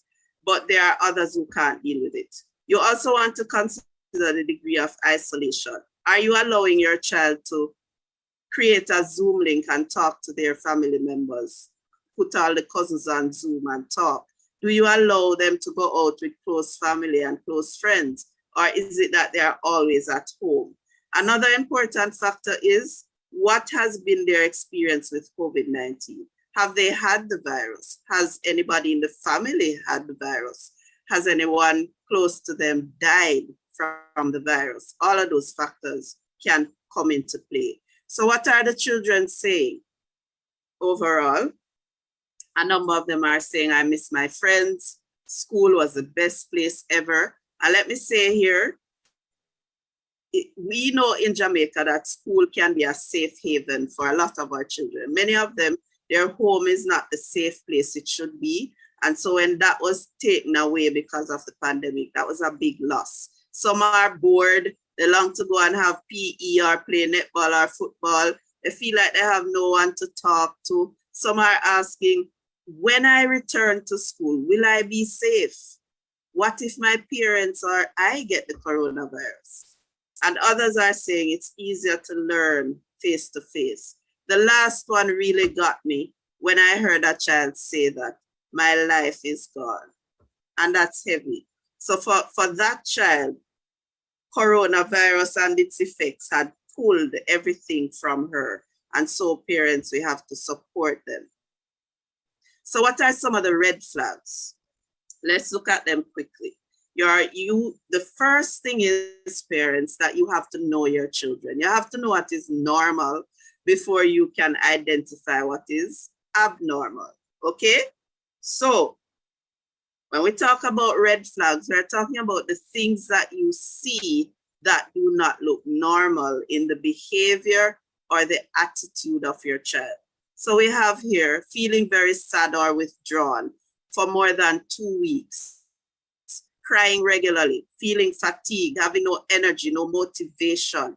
So trying to harm themselves or saying that they want to do it. Okay? Now that's a big one. We don't play with that when it comes to children. Once your child indicates that they are thinking about it or they have a plan, consider that to be an emergency. Okay?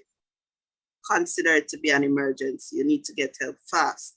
Now, other factors, risky behavior. So you see them doing things that can harm them, but they're not thinking it. They're just very risky.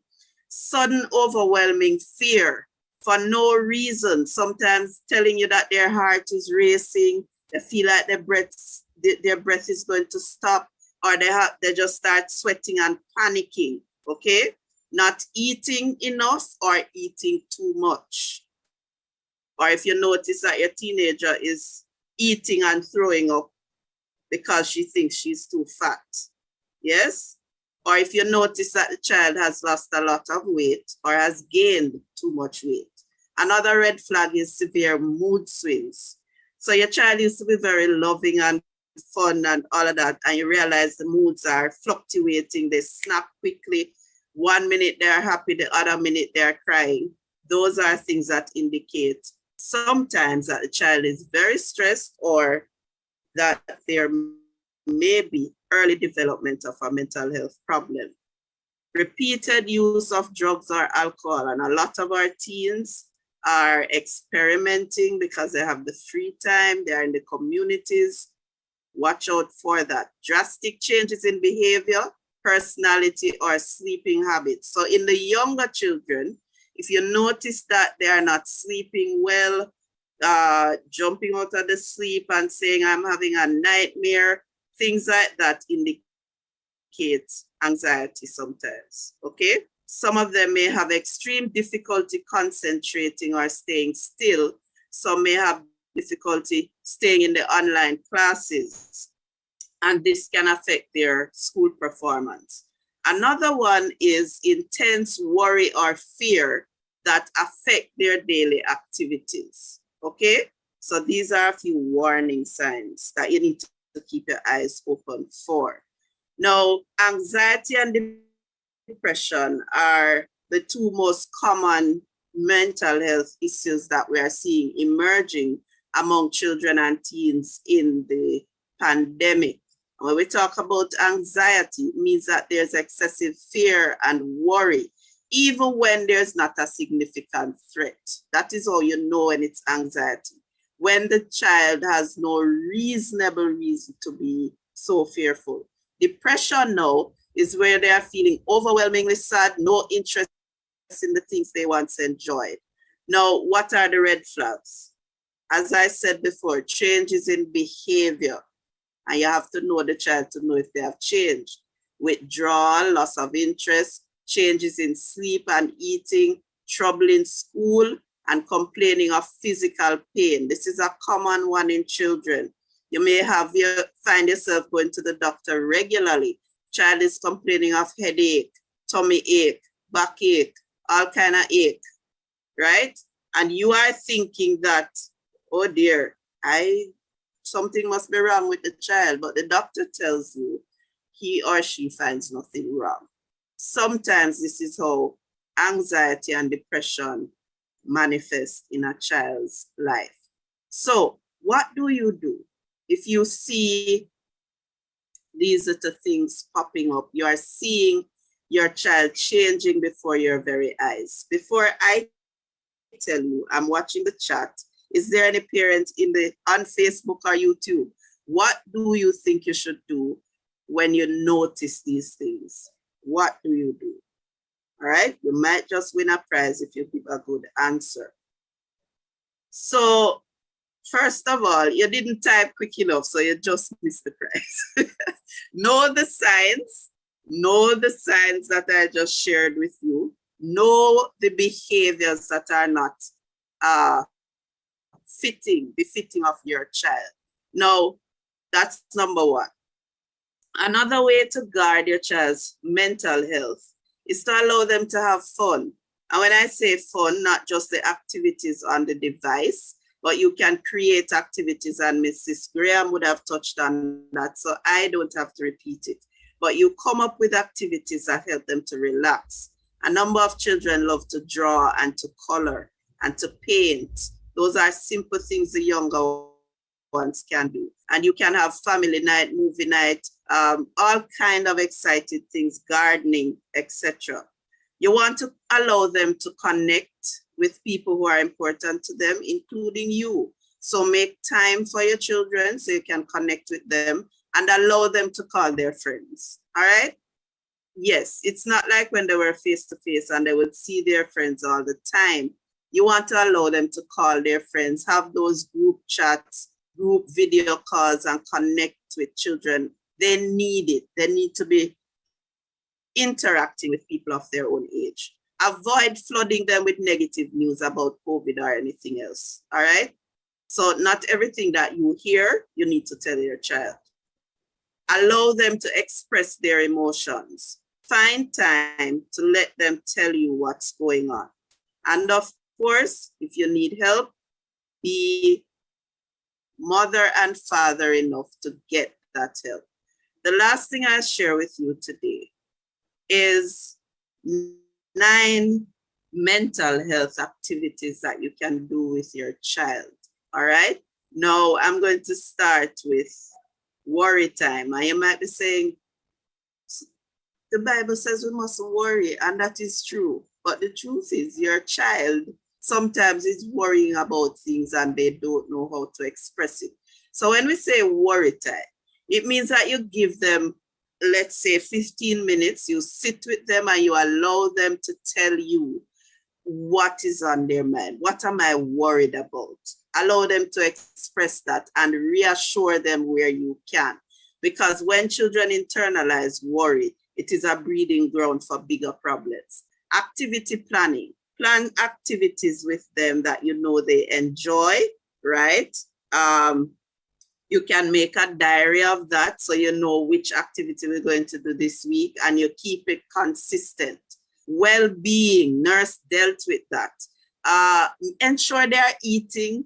I'll just say the 3 things. Eat well, rest well, relax well. And relax takes in playing, okay? Thought challenging now. So you can tie this with the worry time. When they tell you those thoughts that are coming at them, you can challenge them. So I remember one of my teen clients saying to me, the whole world is going to die of COVID. And I had to challenge that thought. I said, okay, but we are almost 2 years into this pandemic. And as far as I can see, the world is still full, right? So you can challenge what they're thinking with the reality. And so that breaks down the power of the thought that is ruling their minds. As I said earlier, talking about feelings. Now for this one, you can have the whole family. You can agree that on a Sunday evening, we're just going to sit and talk about what's going on. How was the week? How are you feeling? What is it like to be home? Has anybody hurt your feeling? Did you fail a test, right? So you get the children to be constantly expressing what's going on. Now, 3 good things. 3 good things. I like this one. Before bed, spend some time with your child to identify and write down 3 good things that happened that day. Okay? And if you look on my screen, you'll see the gratitude jar.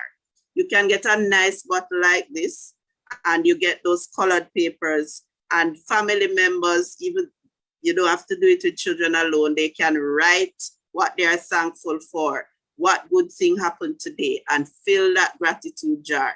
When the mood falls, when they don't feel so hopeful, the family or they can go and take out a paper and remind themselves of something good. Imagery is one. You let them imagine what the world would be like when COVID is gone and we are back to being free to do what we want. Yes? Being present. Teach your children to live in the moment. So there's a pandemic and things are happening, but I am here. I am with my family. I am alive. I'm still going to school. You can even get deeper. Today is a good day. The sun is shining. Yes? So you teach them how to be thankful for what is happening in the moment. And the last one is thought testing. So your child thinks, I can't go to Devon House for ice cream because if I go to Devon House, something bad may happen. How about putting that mask on the child, taking her to Devon House, go get the ice cream, make sure you follow the protocols, and show her that it doesn't necessarily mean that you will die. Ultimately, we have to point our children to God, because in spite of all we do, we have to understand that they are gifts from the Lord. And so we have to point them back to Him. Teach them to pray. Teach them how to tell God what is on their heart. Teach them to tell Him what it is that they want. I was having a very bad sinus attack a few days ago, and my children saw that Mommy really didn't feel well. I took my medications, I prayed, I went to bed. The next morning I got up early because I had laundry to do. And my youngest daughter came to me and she looked up at me and she said, Mommy, have you stopped sneezing? Mommy, you stopped sneezing? So I said, yes. And she was like, yes. So I said, what happened? She said, I asked Jesus last night to let you stop sneezing. And in that moment, I didn't take any glory for myself. I gave it to God. I said, Lord, thank you. So she has already appropriated the fact that if I talk to God, He will hear. So teach them to pray. Read His word to them, because, and remember, you can't tell them to do these things if you are not doing it, because children learn more by what you do than by what you say. And I want that to sink in. As I wrap up, I just want you to take a screenshot if you can. In Jamaica, we have what we call the National Parenting Support Commission. And these are numbers that you can call and get the support. Parents, if you feel overwhelmed, you're having challenges, there's somebody on that line to reach you, okay? Also, if you are seeing red flags, you're seeing some of these things in your child that we spoke about tonight, here are some numbers. Your first go-to person is your child's doctor, because that doctor has a history of the child coming up. Your second go-to person is your school counselor, okay? Your school counselor or guidance counselor, as we call it. We also have child guidance clinics, one in each parish. We have the Child Protection and Family Services Agency. All Jamaicans call you CDA, call them CDA. This is a new name. They have psychologists there to work with your children. And then the newest one is Safe Spot Jamaica. I am excited about Safe Spot Jamaica because it is a toll-free line and a WhatsApp line for children and teens. Once they dial that number or send a WhatsApp message, there's a trained counselor on the other end ready to talk to your child, okay? It doesn't matter what time of the night, by the way, they are there for the children. And of course, I dare say, an upcoming trendsetter counseling center in Jamaica, the WAFIF Counseling Center, where we have over 10 trained counselors right now, ready to work with your child and to work with you to help you to deal with these red flags. You can reach out to us and we will be ready to help you navigate these times. I want to remind you that there is no good health without mental health. So while you take care of their physical health, while you take care of their financial well-being, while you teach them to pray and pursue the word, ensure that you're also taking care of their mental health. Because if that goes bad, they cannot maximize everything else that you have given to them. Thank you for your time. Thank you for listening. And I hope that this presentation indeed has added to the treasures you have received tonight. Thank you so much. Come on, everybody, give it up for our presenter, our counselor, our certified wire to win, our parent extraordinaire, Megan Hilton, of course. And so she also have a book to give away, and we are here to answer all the questions that you are supposed to be asking in the chat. So we're looking in the chat for questions. You have been asking a lot of questions also. And one thing that I want to find out, what is your takeaway? She have given a lot of food for thought. She have given ways that you are to observe your child. One thing that she said, if you don't know your child, then you can't know if something is wrong with your child. So first and foremost, you have to have a relationship with your child in order to understand your child. And so one of the questions that we are asking is, what are some of the ways that you can identify the issues that is facing your child? Question here, list. She have given a lot of information. Give us maybe not all of them, but maybe 5 of them. There are tips that she gave. From anybody in the chat? Let me see what is going on in the chat. Let me see what is going on in the chat. Remember, the new counseling department on the block, newest in Jamaica, and we are doing great. And we have over 10 counselors. It's the WAFIP Counseling Center. And so in the chat, you have numbers and emails how to reach. And can I tell you, Deaconess Megan Hilton is the head of that department. And so we have very well professional. Can I also remind you that Mrs. Camille Graham is also in that department? Yes, we have persons in the department for you to reach out to. If your child says that they want to hurt themselves, very important, what is it that you should do? How should you deal with that? She has given you tips on that. Very, very important. In the chat, I want persons to tell me, what are you to do if your child says that they're going to hurt themselves, they have a plan to do that? How do we consider that as a parent? What is it that you should do? So we are coming to the end.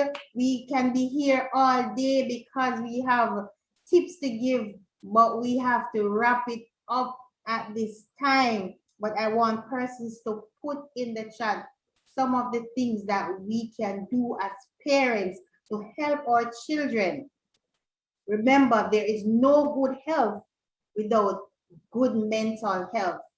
So even if you have all the things that you have in store for them, if you have the generational wealth, as Sir Humphrey spoke about, if you don't take care of your child's mental health, then they can't enjoy it. So as parents, it is your responsibility. Know your child before you can know what looks like normal and what looks like abnormal. Anybody in the chat? I want you to put in the chat as we wrap up now.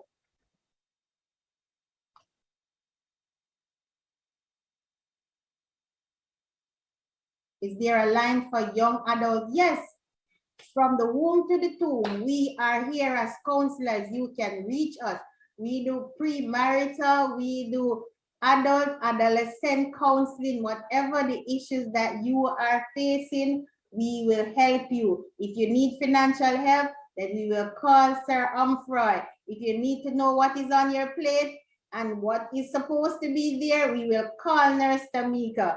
Yes. Go ahead.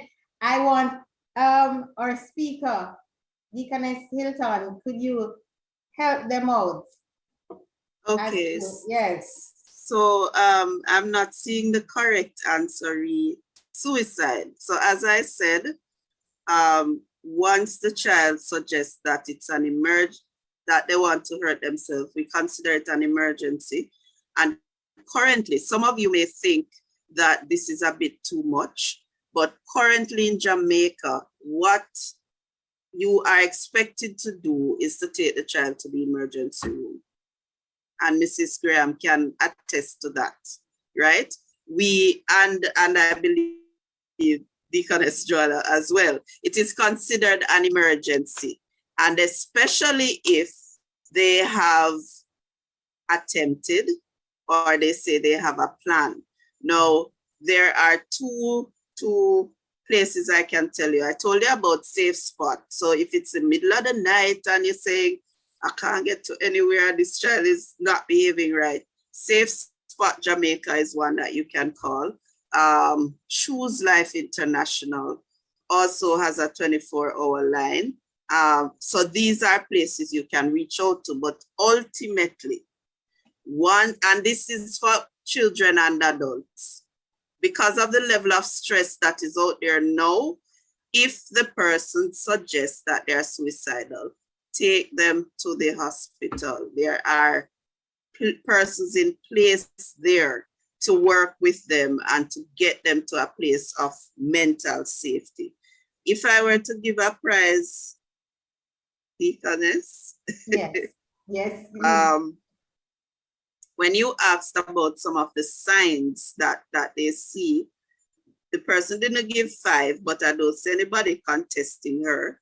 So I saw where Kimon pointed out that some children will complain about pains in the body, right?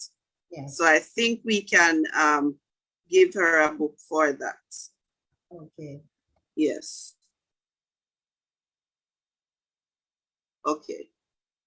I am not seeing anything else right now. Tracy Birch said the child's behavior will change when something is going on. Not sure if she's answering the question. So we'll give it to Kim Kimon. And if you have a big question that you have that you want to ask them before you leave, we have another book that they can get. All right? Okay. Thank you. All right. So we have a big question that we want to ask, of course. And so, presenter, I want you to ask that big question, because maybe I might be too lenient. Is there a big question that you would want them to answer? Yes, because I think the big one was suicide, because that is very important. Well, I was referring to a big question that can come from the entire evening. It doesn't have to be my Okay. segment. All right. So Yes. let me remind you that we had 4 dynamic presenters. So first presenter of the block was Mrs. Camille Graham, and she gave positive parenting tips. Next, we had Nurse Tamika Reed Dennis, and she spoke about what is on your plate. We had generational wealth, our very own Deacon Humphrey Francis. Just reminding you of the presenters. And finally, we had Deaconess Megan Hilton, and she spoke about mental health red flags. And I want to go down to where I'm trying to find out who I should go and ask about. Let me see. I know a lot of us love money. And so he spoke about something that I want to ask. Yes, that is our money man, of course, generational wealth, because you can't take care of your children if you don't have any money. Yes, and he said that as a parent, he spoke about this. I'm hoping that I don't leave you out in the cold, man.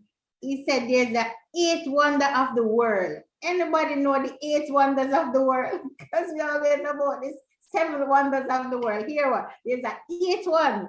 An 8th wonder of the world. What is that? Anybody? And he also asked, which side are you leaning on? The one that you earn it, or the one that you need to pay? The 8 wonders of the world. And this is a big one. I think one of the wonders of the world is Jamaica. What is the eighth one? So Jamaica is not a real place. But what is the eighth wonder of the world? Come on. Is either you earn it or you have to pay it. And who like to pay? No. Anybody in the chat? The eighth wonders of the world spoke about by our very own, the money manager, of course. Wouldn't want this man to audit on me at all. He would find every dollar I spend. The eight wonders of the world. Anybody, anywhere? I told you to take notes, man. They seem like they're having a trouble coming up with the answer. You snooze, you're losing, man. You're losing the book. You have a book to give away. Kim Won says money. Kim Won, look back at your notes. All of it is money. Money is the eighth wonder of the world, sir. Is that correct? No, that's incorrect. That is incorrect. It's what you do with the money, sir, is it? Very much so. It's what you do with the money. Oh, they lose that money, sir. They lose that because the book would have been money saved, right, sir? See me learning. I'm a good student. All right. Okay, so I'm gonna go back again because I like the money. We need money to take care. It takes cash to care. Jackie Ferguson, what did Jackie say?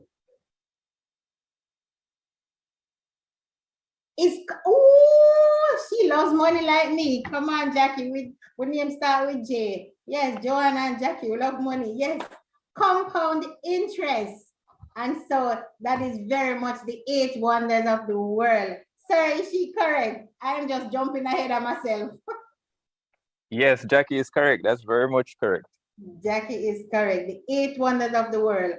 Do you want to pay it or do you want to earn it? I am on the earning side. I don't want to pay a thing. And I hope Jackie's on the earning side. And I see that she is on because she understood what that is. So we are getting Jackie a book. And Jackie, we will reach out to you. There's a number that she would, can we put the number in the chat? Do we have the number in the chat so Jackie can send us a WhatsApp message so we can get her book? All right, great. All right, so the winner, please WhatsApp us and so you can get your prize. It's 876-551. Let me get that again. So let me quickly give you that again, Jackie. Hope you have your pen so you can write that down. It's 876-551-1901. So Jackie, thank you so much for participating.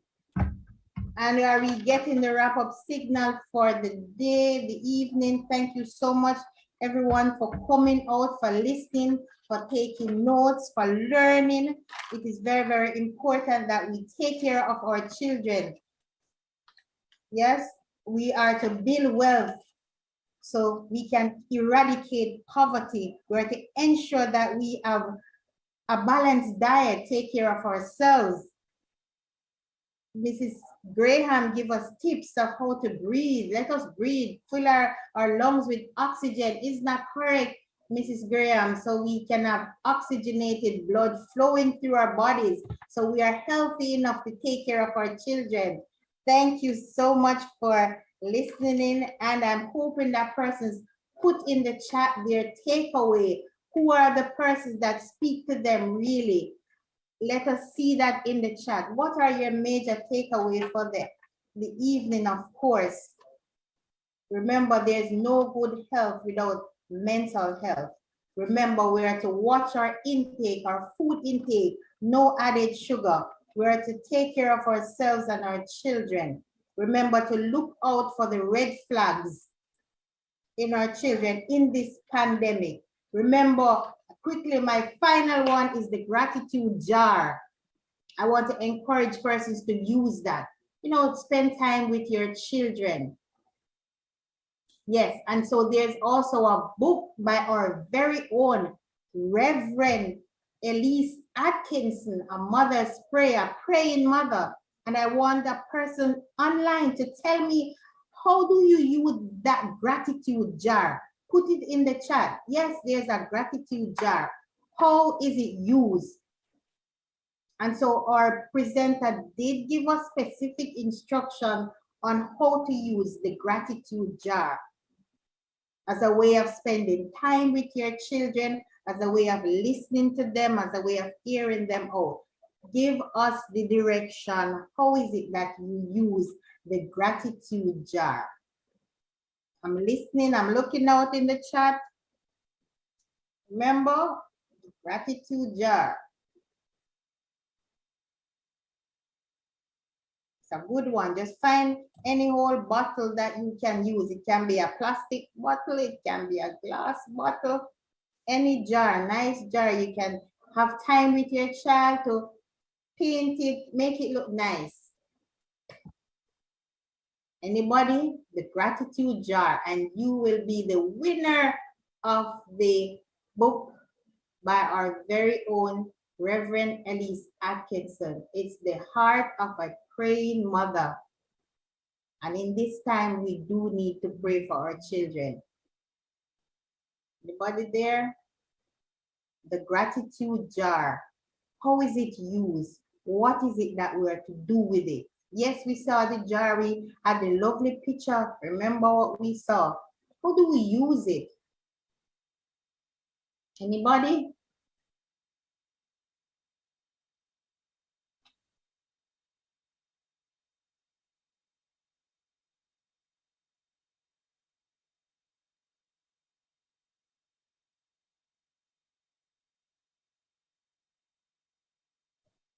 All right, I see Sharon Kisoon says, put things in there that you are thankful for.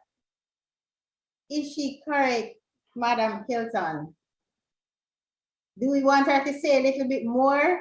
We could, but because we are such kind people, she tried and she's on the right path. Yes. So I don't know if my panelists agree with me. Can we give her the book, Sir Hamfroy? Very much so.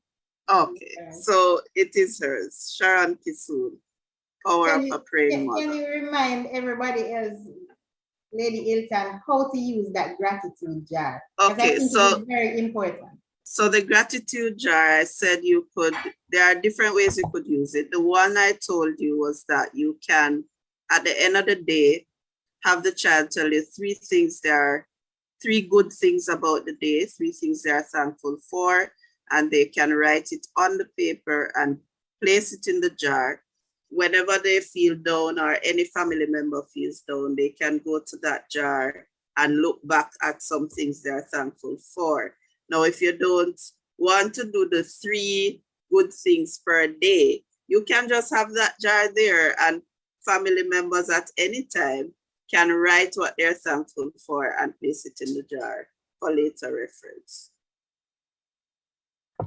Okay, very good. I like that, and I hope everybody get an opportunity. That also helps to anchor our feelings, because sometimes we think everything is so wrong with the world and today, and just that one thing we dig deep and find it makes a difference. Thanks again, everyone, for coming on, and may you have yourself a blessed day. Have yourself a great one. Yes. Sorry to cut you. Go ahead. I'm listening to my panelists because we're a team. Sherry-Ann Smith Jackson also, she said it correctly. That's what they're telling me. So we have 2 books from Reverend Atkinson to give away. So she will get the second copy. Of course, Sherry-Ann, put yourself in there and get a book, of course.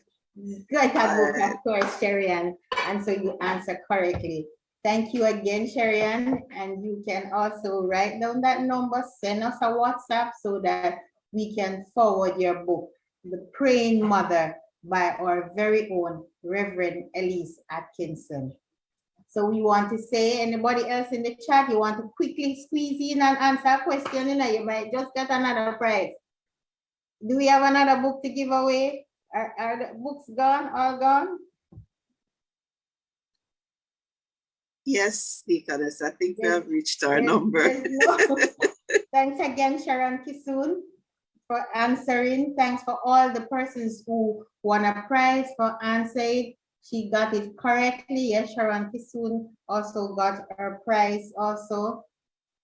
She got it exactly. Wow. All right. So yes, we have our books to give away. So ensure that you send us a WhatsApp message, and so we will forward your book to you or find a way that you can get it. And we want to thank our partners, of course, our very own, as I said before, Reverend Elise Atkinson for donating books and prizes for us. We want to also thank Reverend Waldo and his wife for donating. We want to also thank Mrs. Megan Ilton, of course, for donating books for giveaways.